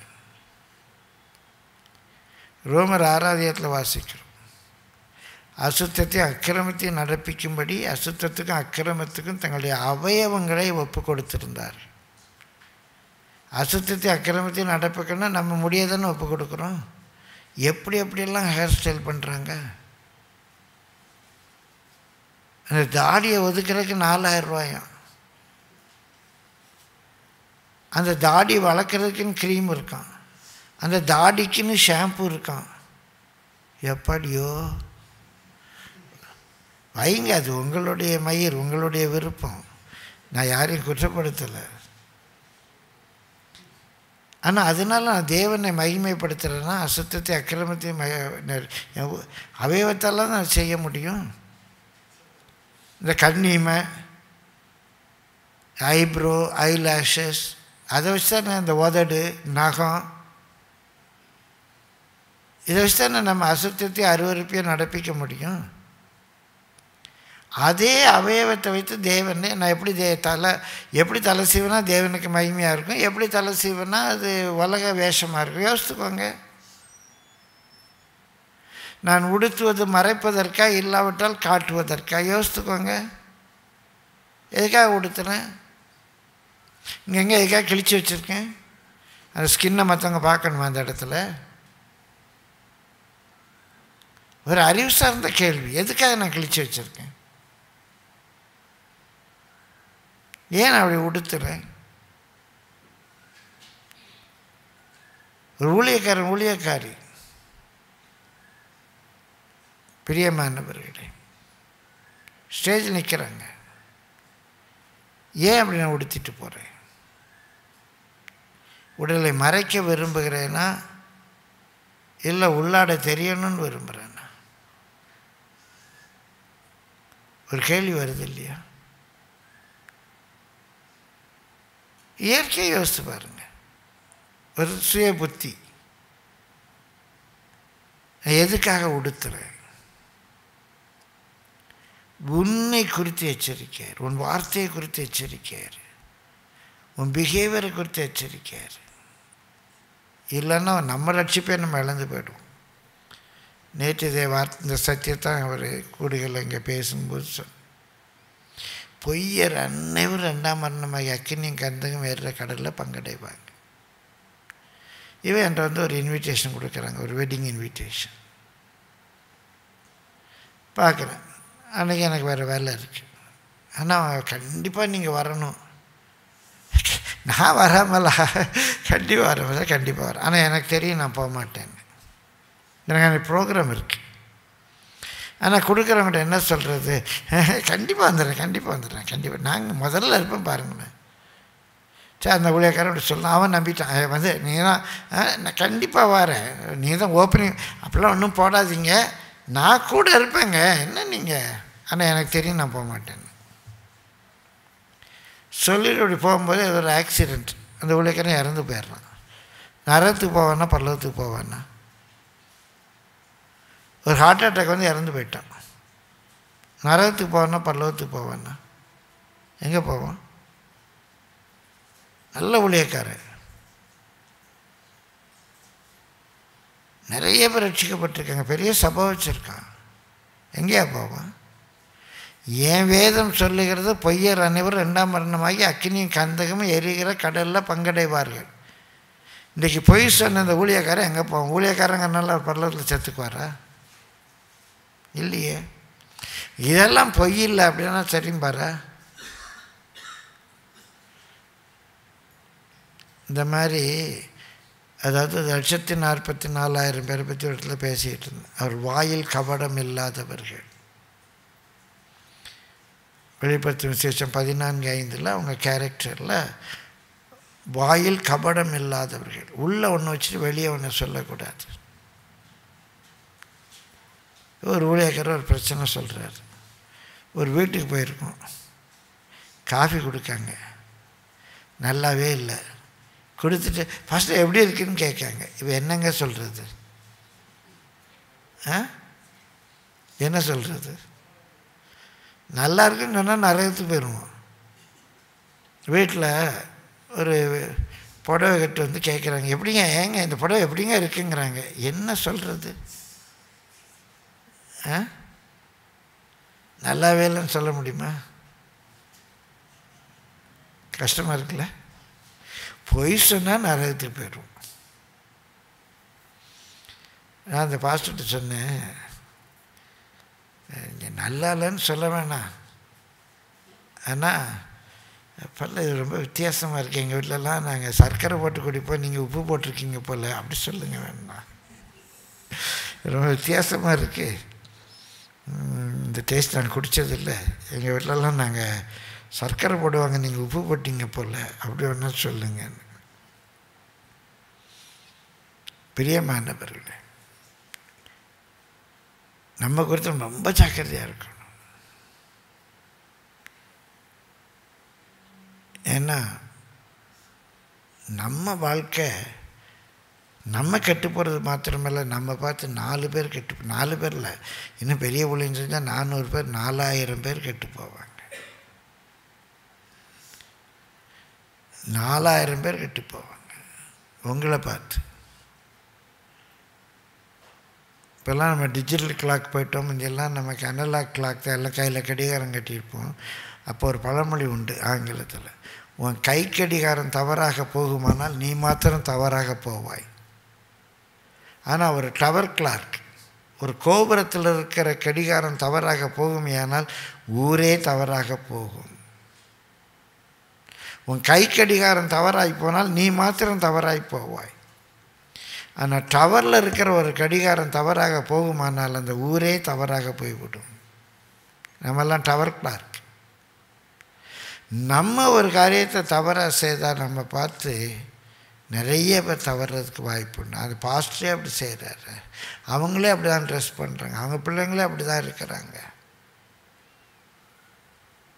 ரொம்ப ரொம்ப ரொம்ப ரொம்ப முக்கியமானது உன்னை குறித்து எச்சரிக்கையாயிரு. என்னென்ன காரியங்களில் நிறைய சொல்லிட்டு வர்றார். கற்பில், விசுவாசத்தில், நடக்கையில், அதெல்லாம் முதலே சொல்லிட்டார். மாதிரி ஆயிரு. அந்த குறிப்பெல்லாம் அப்படியே எடுங்க. அதில் உன்னை குறித்து கேர்ஃபுல்லாக எச்சரிக்கையாயிரு. நான் கிறிஸ்துவை பின்பற்றுகிறது போல் அவர்கள் என்னை பின்பற்ற வேண்டும். நான் கிறிஸ்துவை பின்பற்றுவது போல் அவர்கள் என்னை பின்பற்ற வேண்டும். பவுல் சொல்றார், என்ன ஃபாலோ பண்ணுங்க. நான் எப்படி கரெக்ட் டயத்துக்கு வரேன் அதே மாதிரி வாங்க, சபையார்ட்ட சொல்லுங்க. ஒரு பாஸ்டர் ஃபெல்லோஷிப்னா நான் எப்படி கரெக்ட் டயத்துக்கு போகிறேன் அதே மாதிரி சர்ச் சர்வீஸ்க்கு நீங்கள் எல்லாம் கரெக்ட் டயத்துக்கு வாங்க அப்படின்னு சொல்லுங்கள். விசுவாசிங்க கரெக்ட் டயத்துக்கு வரணும். நான் இஷ்டமான நேரத்துக்கு போவேன். நான் யார்? விசுவாசிங்க ஃபோன் பேசுனாங்க சபையிலன்னா ஃபோன் ஆஃப் பண்ணுமே. நான் ஒரு மீட்டிங்கில் உட்காந்து ஃபோன் பேசிகிட்டு இருப்பேன். நான் யார்? நான் மாதிரியாக இருக்கேன்னா? நான் மாதிரியாக இருக்கேன்னா இல்லை ஒரு மாதிரியாக இருக்கேன்னா? நான் மற்றவர்களுக்கு மாதிரியாக இருக்கேன்னா இல்லைன்னா ஒரு மாதிரி இருக்கேன்னா? யோசித்துக்கோங்க. உன்னை குறித்து எச்சரிக்கையாயிரு. Be careful. கடைசியாக அதே ஒரு தனி பிரசங்கம். உன் உபதேசத்தை குறித்து எச்சரிக்கை. உன்னை குறித்தும் உன் உபதேசத்தை குறித்து எச்சரிக்கையாயிரு. கர்த்தருடைய பரிசுத்த நாமத்துக்கு மகிமை உண்டாவது. உன்னை குறித்து உன் உபதேசத்தை குறித்து ரெண்டையும் குறித்து எச்சரிக்கையாயிரு. எச்சரிக்கையாயிரு என்று சொன்னால் பி டெலிஜென்ட், கேர்ஃபுல். நான் என்ன உபதேசத்தை ஃபாலோ பண்ணுறேன்? பைபிளில் நிறைய, அது குறிப்பாக புதிய ஏற்பாட்டில் நிறைய உபதேசம் சொல்லியிருக்கு. பரிசேயருடைய உபதேசம், சதுசேயருடைய உபதேசம், ஏரோதியருடைய உபதேசம், நிக்கலாய் மதஸ்தருடைய உபதேசம், கள்ள உபதேசம், பேய்த்தனத்துக்கு அடுத்த உபதேசம், நிறைய உபதேசம் இருக்கு. நீங்கள் ஃபாலோ பண்ணுற உபதேசம் என்ன உபதேசம்? பரிசேயருடைய உபதேசம்.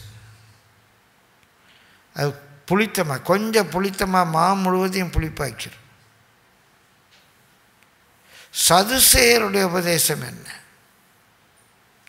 அது என்கிட்ட காணப்படுதா?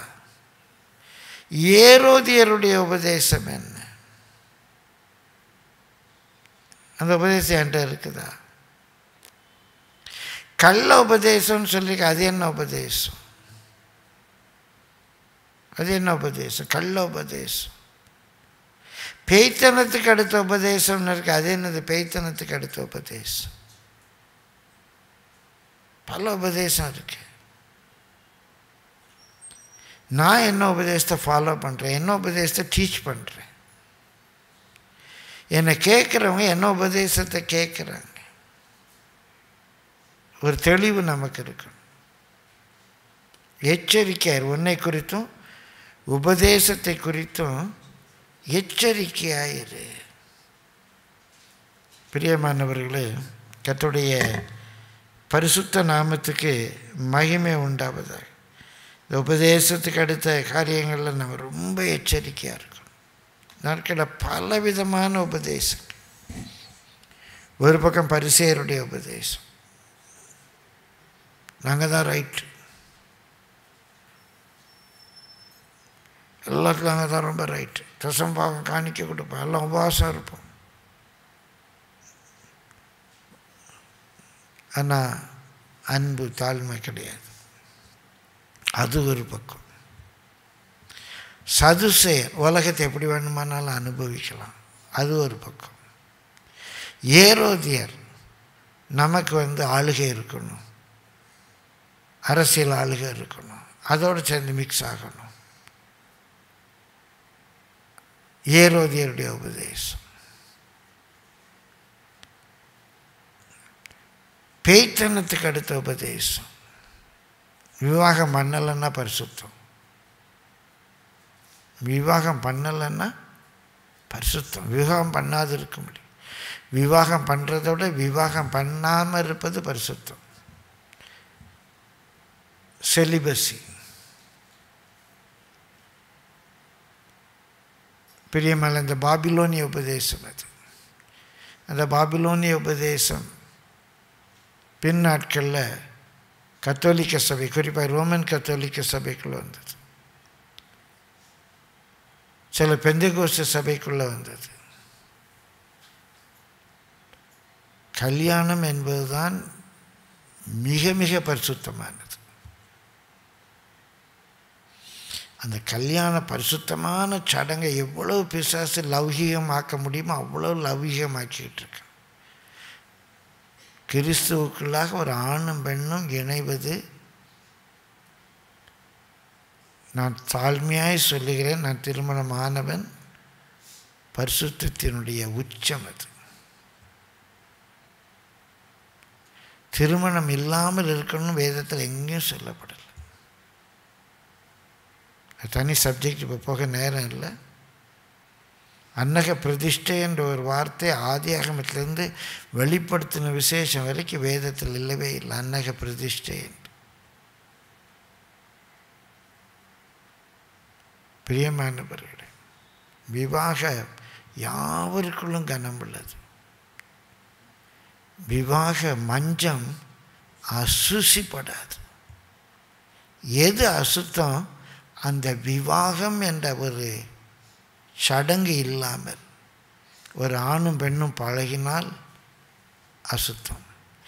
விவாகம் என்ற சடங்கு இல்லாமல் ஒரு புருஷன் தன் மனைவியை விட்டு இன்னொரு பெண்ணோடு, ஒரு மனைவி தன்னுடைய புருஷனை விட்டு இன்னொரு ஆணோடு பழகினால் அது அசுத்தம். அது அசுத்தம்.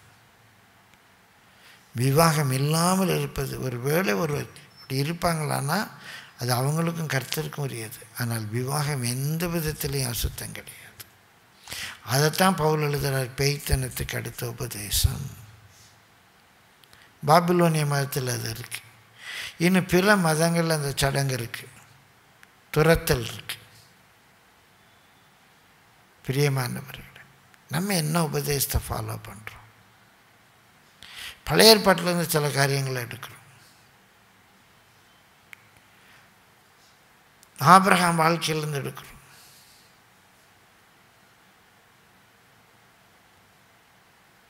ஆபிரகாமுடைய மனைவி அவன் தங்கை. ஆபிரகாமுடைய வாழ்க்கையில்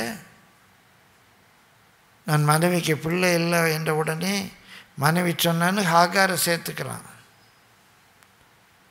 100 வயதான பிறகு ஆபிரகாமுடைய வாழ்க்கையில் கர்த்தர் பெரிய அற்புதத்தை நடப்பிக்கிறார். இழந்து போன வலிமையை, ஆண்மையை தருகிறார். தேவனுடைய அருளால் அந்த ஆண்மை கிடைக்கிறது. அதுக்கப்புறம் அவன் கேத்தரால்கிட்ட போகிறான். அந்த ஆபிரகாமை பின்பற்ற முடியுமா? யாக்கோபை பின்பற்ற முடியுமா? தங்கச்சியை லவ் பண்ணுறான், ஏமாற்றி அக்காவை கட்டி வச்சிடுறாங்க. அக்காவை கட்டின பிறகு அந்த பழைய லவ் அவனை விட்டு போகலை. தங்கச்சியும் சேர்த்துக்கிறான். அவங்க அப்பா 2 பேருக்கும் வேலைக்காரிகளை கொடுக்குறாரு. வேலைக்காரிகளை கொடுத்தோன்னே சரின்னு வச்சுக்கிறான். ராகேல் தனக்கு பிள்ளை இல்லைன்னு வேலைக்காரிட்ட போங்கிற ரைட்டுன்னு போயிடுறான். பொண்டாட்டி சொன்னான்னு அந்த வாழ்க்கையை பின்பற்ற முடியுமா? பழைய ஏற்பாட்டிலேருந்து உபதேசம் எடுக்க முடியுமா? கொஞ்சம் யோசித்து பாருங்கள். நீ என்ன உபதேசம் குறித்து நீங்கள் ஃபாலோ பண்ணுற உபதேசம் என்ன? ஜாக்கிரதையாக இருங்க. உங்களை குறித்து, உங்கள் உபதேசத்தை குறித்தும் ஜாக்கிரதை, எச்சரிக்கையாக இருங்க. What is the doctrine I follow? What is the doctrine I teach? இயேசு அப்போஸ்தலருக்கு சொன்னது, அப்போஸ்தலர் சபைக்கு எழுதினது புதிய ஏற்பாட்டில் உள்ள அப்போஸ்தல உபதேசம். புதிய ஏற்பாட்டில் உள்ள அப்போஸ்தல உபதேசம் நிக்கோலாய் மதஸ்தருடைய உபதேசம் அல்ல, பாபிலோனிய உபதேசம் அல்ல. என்னுடைய உபதேசம் யாருடைய உபதேசம்? அப்போஸ்தலருடைய உபதேசம். புதிய ஏற்பாட்டில் சொல்லப்பட்டிருக்கிற டீச்சிங் அதான் நம்ம உபதேசிக்கிறோம். பழைய ஏற்பாடு நிழலாட்டமாக இருக்குது. அதுலேருந்து என்னுடைய டீச்சிங்ஸ் எடுக்க முடியாது. உபதேசத்தை குறித்து ஜாக்கிரதையாயிருங்கள். பிரியமானவர்களே, வாசிங்க 2 பேதுரு 2ஆம் அதிகாரம் 1ஆம் வசனத்திலிருந்து.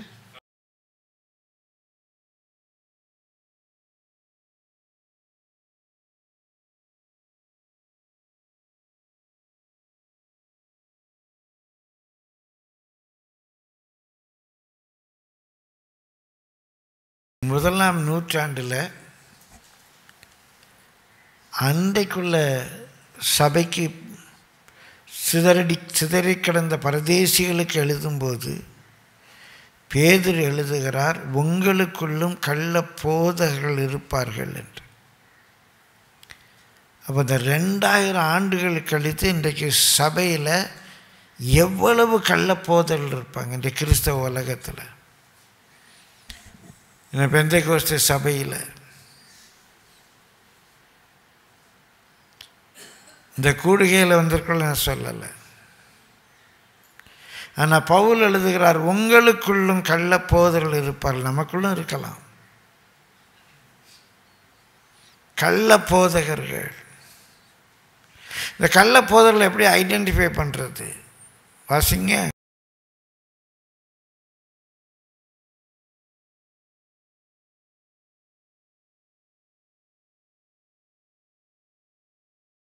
கேட்டுக்கு ஏதுவான வேத புரட்டுகளை, வேத வசனத்தை அப்படி ஒரு புரட்டி, வேத வசனத்தை ஒரு புரட்டி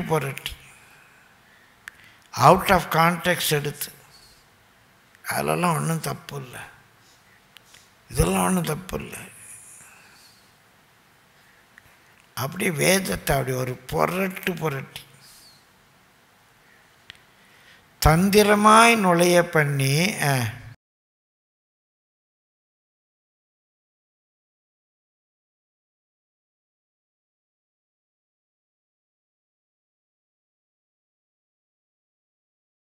அவருடைய நடக்கை, நடை, உடை, பாவனை, அலங்காரம், அவருடைய கெட்ட நடக்கைகளை அநேகர் பின்பற்றுவார். இப்போ நம்ம கிறிஸ்தவர்கள், நமக்கு அலங்காரம் வேணுமா வேண்டாமா? அலங்காரம் தப்பா சரியா? நம்ம பார்க்கும்போது ஒரு அலங்காரமாக இருக்கணுமா இல்லை அலங்கோலமாக இருக்கணுமா? அலங்காரமாக இருக்கணும். அதில் மாற்று கருத்தே இல்லை. எனக்கு இருக்கிற அலங்காரம் என்ன அலங்காரம்? பரிசுத்தம் என்னுடைய அலங்காரமாக இருக்குதா? உலக வேஷம் என்னுடைய அலங்காரமாக இருக்குதா? ஒரு மணவாட்டியை அலங்கரிக்கிறோம். மணவாட்டியை அலங்கரிக்கும் போது பரிசுத்தத்தினால் அலங்கரிப்பது தேவ மகிமையாக இருக்குமா? உலகத்தால் அலங்கரிப்பது தேவ மகிமையாக இருக்குமா? அந்த மணவாட்டிக்கு என்ன அலங்காரம் தேவை? அலங்காரம் தேவை. என்ன அலங்காரம் தேவை?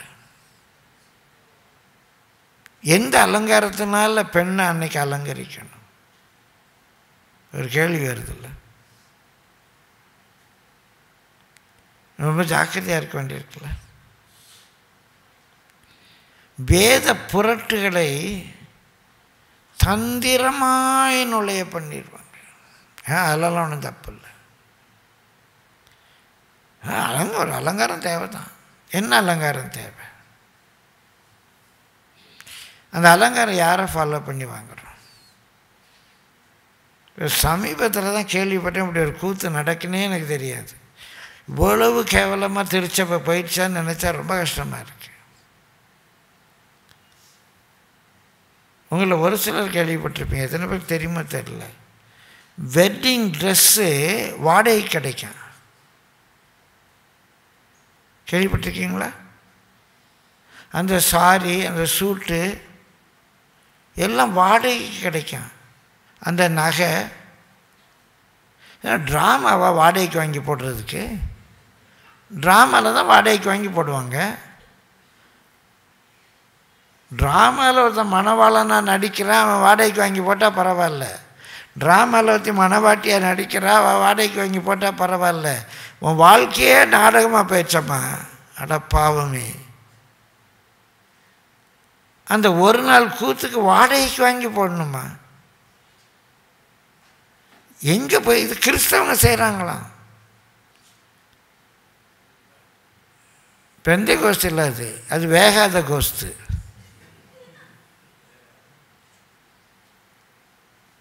அப்போ நம்ம கொஞ்சம் யோசித்து பாருங்கள், என்ன உபதேசம் அவர்கள் கேட்டுக்கு ஏதுவான உபதேசம். அதெல்லாம் ஒன்றும் தப்பு இல்லாமா? இப்போ என்னால் அப்படி சொல்ல முடியல, தப்புன்னா தப்புன்னு தான் சொல்ல தோணுது. எனக்கு அது என்ன பர்சன்டேஜெலாம் சொன்னாங்க, 30,000 துணினா 3,000 ரூபாய்க்கு தருவானா. யாரோ எங்கன்னு கேட்காதீங்க. நம்ம பாஸ்டர்ஸ் கூட வாங்கி போட்டுக்கலாம் போல, நல்லாயிருக்கும். அப்படி பாஸ்டர் ட்ரெஸ் வாடகைக்கு. அப்புறம் ட்ரை வாஷ் ரொம்ப இருக்கு. 10% அந்த காஸ்ட் என்னன்னு வச்சுருப்பாங்கங்க. 10% நம்ம வாடகை கொடுக்கணும், ப்ளஸ் ட்ரை வாஷ் காசு கொடுக்கணும். அப்போ இப்படி நடக்கா உலகத்துலன்னு எனக்கு அப்படியே ஷாக் ஆகிடுச்சு. இப்போ நீங்கள் நினைப்பீங்க, இது கூடவா தெரியாது உங்களுக்கு இவ்வளோ நாளும்னு. எனக்கு தெரியாதுங்க. 10% தான் அப்புறம் ட்ரை வாஷ் காசு கொடுக்கணுமா? அட்ரஸ் வேணுமா? எனக்கு தெரியாது. நான் இது தப்புன்னு சொல்லுவேன். அதெல்லாம் இல்லை, மணவாட்டி தன்னை அலங்கரித்தால்னு பைபிளில் இருக்குது. ஆமாம் இருக்குங்க. மணவாளனுடைய திருமணம் வந்தது, மணவாட்டி தன்னை அலங்கரித்தால். எப்படி அலங்கரித்தால்? என் பைபிளில் போட்டிருக்குது. வெளிப்படுத்தின விசேஷத்தில் போட்டிருக்கு, மணவாட்டி தன்னை எப்படி அலங்கரித்தால்னு போட்டிருக்குது. அப்படி தான் மணவாட்டி அலங்கரிக்கணும்னு நான் சொல்லுவேன்.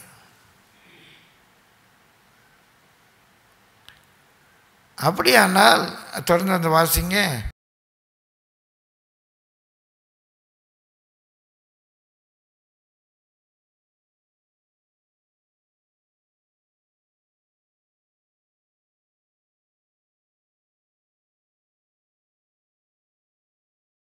அவங்கள தான் அநேகர் பின்பற்றுவாங்க. இங்கே எப்படி கூட்டம் வரும், அங்கே தான் கூட்டம் வரும். இங்கே வந்திருக்க அருமையான தேவ பிள்ளைகளுக்காக நான் கர்த்தரை ஸ்தோத்திரிக்கிறேன். பிரியமானவர்களே, அநேகர் பின்பற்றுவார்கள். தொடர்ந்து வாசிங்க.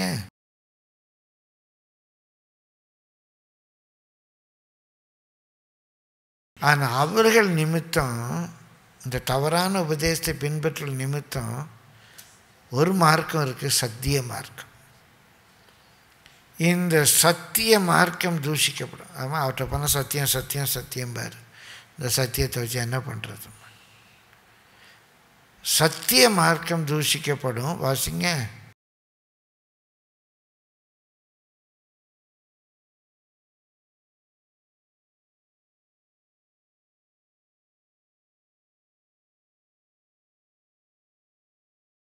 அவங்க யார்? பொருள் ஆசை உடையவர்கள். இன்னும் இந்த பொருள் வாங்கணும், அந்த பொருள் வாங்கணும். பொருள் ஆசை உடையவர்களாய்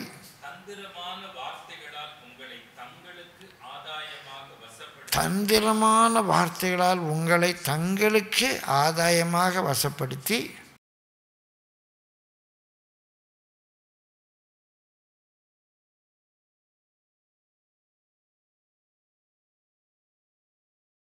இப்போ பிரியமானவர்களே, அந்த அதிகாரத்தில் நிறைய காரியங்கள் இருக்கு. நான் குறிப்பாக சொல்கிறேன், நம்முடைய உபதேசத்தை குறித்து எச்சரிக்கையாக இருக்கணும். சத்திய மார்க்கத்தொட்டு யாரும் விலகக்கூடாது. கடைசியாக 7வது வாசிங்க. உன்னை குறித்தும் உபதேசத்தை குறித்தும் எச்சரிக்கையாயிரு, இவைகளில் நிலை கொண்டிரு. இப்படி செய்வாயானால் உன்னையும் உன் உபதேசத்தை கேட்பவர்களையும் ரட்சித்துக் கொள்ளுவாய். இவைகளிலே நிலை கொண்டிரு. அங்கே நிலைத்திரு என்று சொன்னதற்கும் இங்கே நிலை கொண்டிரு என்று சொல்றதுக்கும் சின்ன வித்தியாசம் இருக்குது. ever to be found perseveringly engaged in these things, in these duties. அதனுடைய பொருள் என்னன்னா, அசையாது. Let come what may. இவைகளில் நிலை கொண்டது. ஒருத்தர் எழுதுகிறாரு, like Samson shorn of his strength, thou wilt soon become as another man, as any common man. Thy power will depart from thee, and thou shalt be no longer able to persuade. The unction shall depart from thee, and destitute of spiritual feeling thyself, and thou shalt not be able to cause others to feel. இதை நான் கொஞ்சம் தமிழில் சொல்லி பார்க்குறேன். சிம்சோனை விட்டு அவனுடைய வல்லமை கடந்து போனது போல் இவைகளில் நீ நிலை கொண்டிராமல் போனால் உனக்குள்ளே இருக்கிற வல்லமை உன்னை விட்டு கடந்து போய் நீ ஒரு சாதாரண மனிதனாக மாறி விடுவாய். A common man, thy power will depart from thee. உனக்குள்ளே இருக்கிற அந்த அபிஷேகம், அந்த வல்லமை உன்னை விட்டு போய்விடும். And thou shalt be no longer able to persuade others. மற்றவங்களை சத்தியத்துக்குள்ள உன்னால் நடத்தவே முடியாது. நீ சத்தியத்தை ஃபாலோ பண்ணாமல் இருக்கும்போது மற்றவங்களுக்காக உனக்கு தெரிந்த சத்தியத்தில் நீ காம்ப்ரமைஸ் பண்ணும்போது ரொம்ப வேதனையாக இருக்கு. நமக்கு தெரிந்த சத்தியத்தில் விசுவாசிகளுக்காக காம்ப்ரமைஸ் பண்ணுறேன். இப்போ எனக்கு கிறிஸ்மஸ் ட்ரீ வைக்கிறது தப்புன்னு நல்லா தெரியுது. எரேமியா 10ஆம் அதிகாரத்தில் அப்படி செய்யக்கூடாதுன்னு போட்டிருக்குன்னு எனக்கு தெரியுது. ஆனால் அந்த பண்டிகை நேரத்தில் அதை வைக்கலைன்னா விசுவாசிங்க டிஸ்டர்ப் ஆகிடுவாங்க. விசுவாசிகளுக்காக சில காரியங்கள் நான் கொஞ்சம் அட்ஜஸ்ட் பண்ணிக்கிறேன். எங்கள் ஏரியா அப்படி, எங்கள் மிஷன் ஃபீல்டு அப்படி. நான் காம்ப்ரமைஸ் பண்ணேன்னா எனக்குள்ளே இருக்கிற அபிஷேகம், எனக்குள்ளே இருக்கிற வல்லமை என்னை விட்டு போய்விடும். ஜாக்கிரதையாக இருங்க. அதான் நிலை கொண்டது. Be rooted. அங்கே நிலைத்திரு அப்படிங்கிறது பி இம்மர்ஸ்ட் இன் இட், அதிலே மூழ்கிரு. இங்கே வேற ஒரு சொல் பயன்படுத்தப்பட்டிருக்கு, rooted in it, not immersed in it, rooted in it. எனக்கு தப்புன்னா தப்பு. நான் நல்லா கிறிஸ்மஸ் ட்ரீ அலங்கரிப்பேன். என்னை பல வீடுகளில் கூப்பிட்டு அலங்கரிக்க சொல்லியிருக்காங்க. நல்லா ஸ்டார் செய்வேன். இந்த கடையில் வாங்கி போடுற ஸ்டார்லாம் தப்பும்பேன். நம்ம செய்யணும் கிறிஸ்மஸுக்கு அப்படின்னு மூங்கில் அழகாக ஸ்டார் செய்வேன். நீங்கள் ஆச்சரியப்படுவீங்க. 5 முக்கு நட்சத்திரம், 6 முக்கு நட்சத்திரம் பார்த்துருப்பீங்க. இன்றைக்கி இங்கே உட்காந்து பிரசங்கிக்கிறேன். நான் 96 முக்கு நட்சத்திரம் என் கையாலேயே செய்திருக்கிறேன். 96 முக்கு நட்சத்திரம் செய்து நல்ல உயரத்தில் கட்டி விட்டால் உண்மையாகவே ஒரு நட்சத்திரம் மாதிரி இருக்கும். அந்த ஒளி 96 முக்குலேயும் வரும். எனக்கு தப்புன்னு தெரியும் போது நானும் செய்கிறத விட்டுட்டேன், மற்றவங்கள்ட்டையும் சொல்கிறேன். எனக்கு தப்பு அந்த ஸ்டார் பைபிளில் என்னத்தை குறிக்குது, அந்த ஸ்டார் பைபிளில் எப்படி வந்ததுன்னு தெரியுது. நான் அதில் நிலை கொண்டு இருக்கணும். நான் காம்ப்ரமைஸ் பண்ணக்கூடாது. விசுவாசிகளுக்காக நான் காம்ப்ரமைஸ் பண்ணக்கூடாது. அவங்களையும் சத்தியத்துக்குள்ளே கொண்டு வரணும். இல்லை என்றால் சிம்சனை விட்டு, அவர் எழுதுகிறாரு அந்த பரிசுத்தவான், சிம்சனை விட்டு அந்த ஆவி கடந்து போனது போல் ஒன்றை விட்டு உன்னுடைய அந்த அபிஷேகம் கடந்து போய்விடும். அதனால் ஜாக்கிரதையாரு. Unction shall depart from thee, அந்த அபிஷேகம், அந்த unction shall depart from thee and destitute of spiritual feeling. ஏதோ ஊழியம் செய்யலாம், ஆனால் அந்த ஒரு அனல், கர்த்தருக்காக நான் வயலுக்கு அந்த அசதியாயிரம் அங்கங்கே ஓடி ஆடி ஊழியம் செய்யும்போது, இன்றைக்கெல்லாம் பிரியமானவர்களே ரொம்ப ஒரு, இங்கே ஒரு மீட்டிங் சொல்ல நல்ல பிரசங்கியார், இங்கே ஒரு மீட்டிங் கூப்பிட்டா எவ்வளோ பேர் வருவாங்க, எத்தனை பேனர் போடுவீங்க, எங்கெல்லாம் பேனர் வைப்பீங்க, வால் போஸ்ட் அடிப்பீங்களா, 1008 கேள்வி கேட்குறான். அவனை ஒரு வெளிநாட்டில் மீட்டிங் கூப்பிட்டா ஒரு கேள்வி, வரேன் பிரதர். 10 பேர் 15 பேர் வந்தால் போதும். ஒருத்தர் கேட்டு ஏங்க எப்படின்னு, அங்கே கொடுக்குற நோட்டு வேறு, நீங்கள் கொடுக்குற நோட்டு வேறுன்னார். எதுக்கு கையேந்திட்டு போகலாம், எதுக்கு நான் ஒழியம் செய்கிறேன். இங்கே கூப்பிட்டா அத்தனை கேள்வி, எவ்வளோ பேனர் வைப்பேன், எவ்வளோ நாள் நடத்தி, எனக்கு எங்கே ரூம் போடுற, அங்கே அந்த ஊழியக்காரன் வீட்லேயே படுத்துக்குவாங்க. இங்கே ஸ்டார் ஹோட்டலில் ரூம் போடணும். என்ன இங்கே ஒரு மீட்டிங் முடிச்சுட்டு வந்தால் என்ன 2000 கொடுப்பாங்க, 1000 2000 கொடுப்பாங்க. சில இடத்துல ஒன்று மிஞ்சி போனால் 5000 கொடுப்பாங்க. அங்கே போனால் 1 லட்சம் 2 லட்சம் வருதில்ல. அப்போ தெருவில் படுக்க சொன்னால் கூட படுத்துக்கலாமே.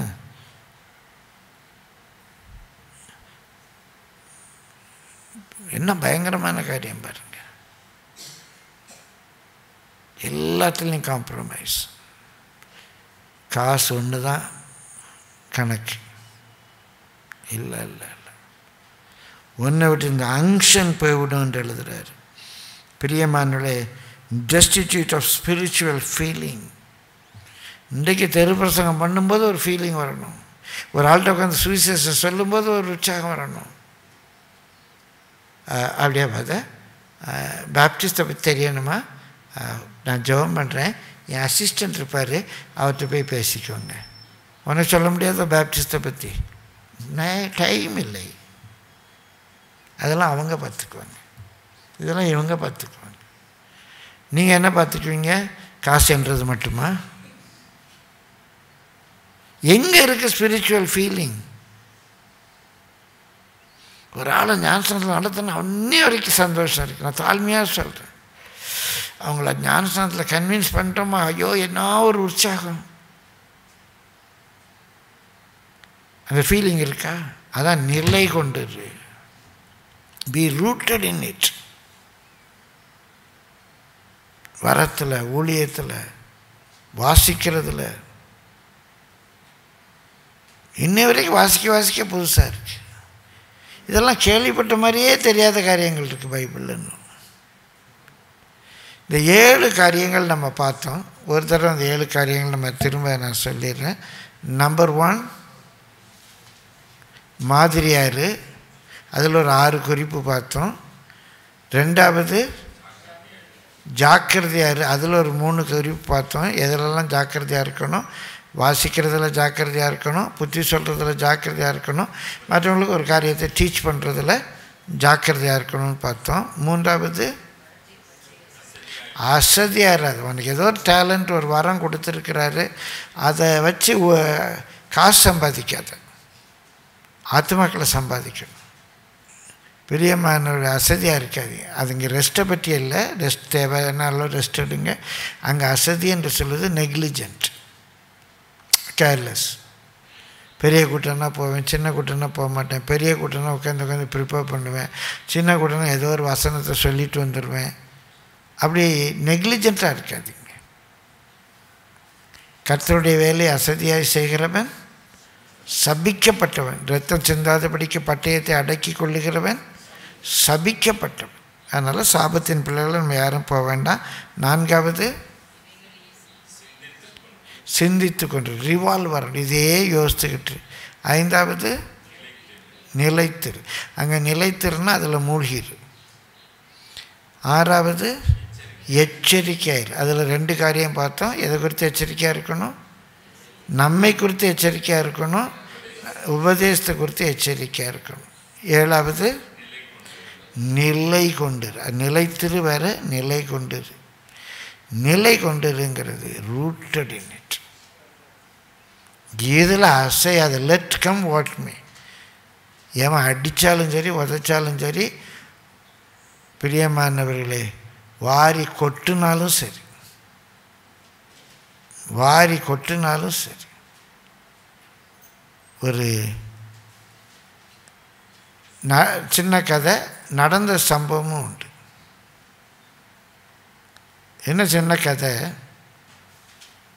ஒரு ஹோட்டலில், ஒரு பப்பில் ஒரு பெண் ஆபாசமாக நடனம் ஆடுற, நிறைய பேர் அவன் மேலே காசெல்லாம் தூக்கி போட்டுறாங்க.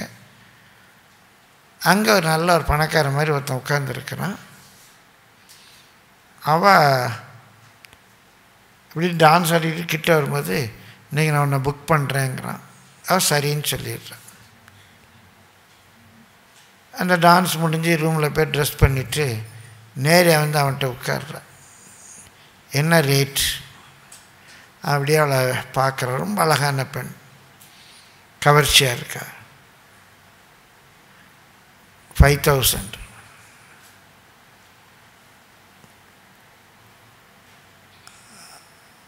அவள் அப்படியே யோசிக்கிறா. டக்குன்னு 15,000. சரி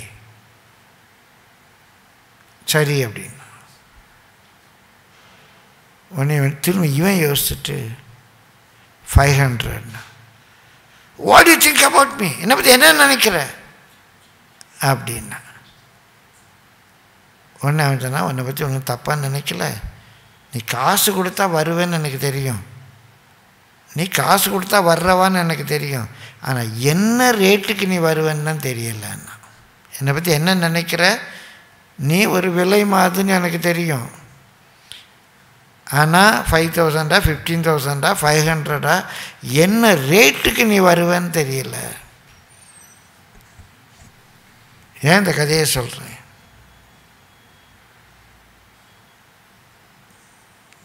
நடந்தது.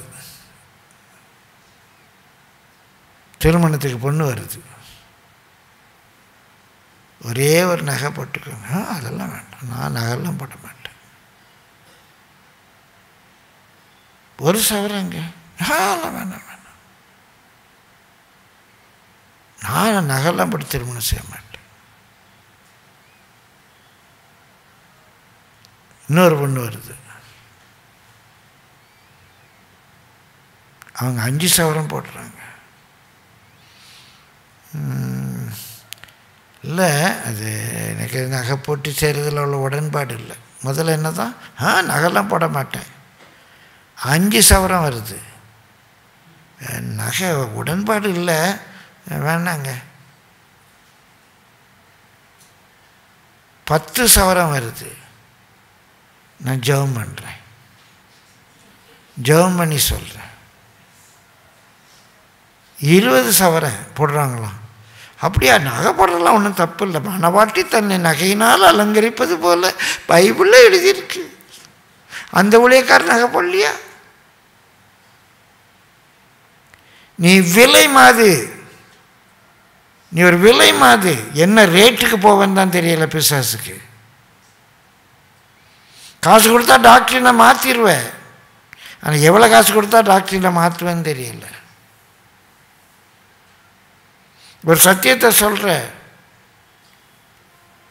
ஒரு ஏழை விசுவாசி, நம்மள யாரும் இல்லை, வைராக்கியத்தோடு சொல்கிறேன். ஒரு ஏழை விசுவாசி வருது, என்ன பாஸ்டர் இப்படிலாம் பேசுகிறீங்க?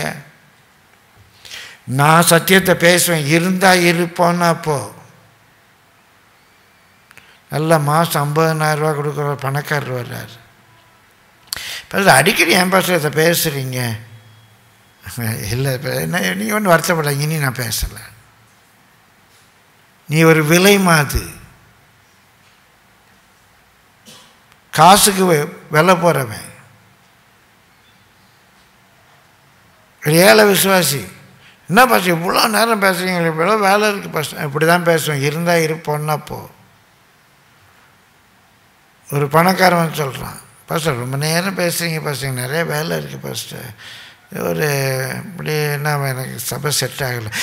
பிரதர் நீ கன்னிசா வாங்க பிரதர், நான் எத்தனை மணிக்கு முடிக்கணும் பிரதர், நான் முடிச்சிடுறேன். நீ ஒரு விலை மாது, காசுக்கு விலை போகிறவன். என்ன காசுக்கு போகிறேங்கிறது தான் தெரியலை.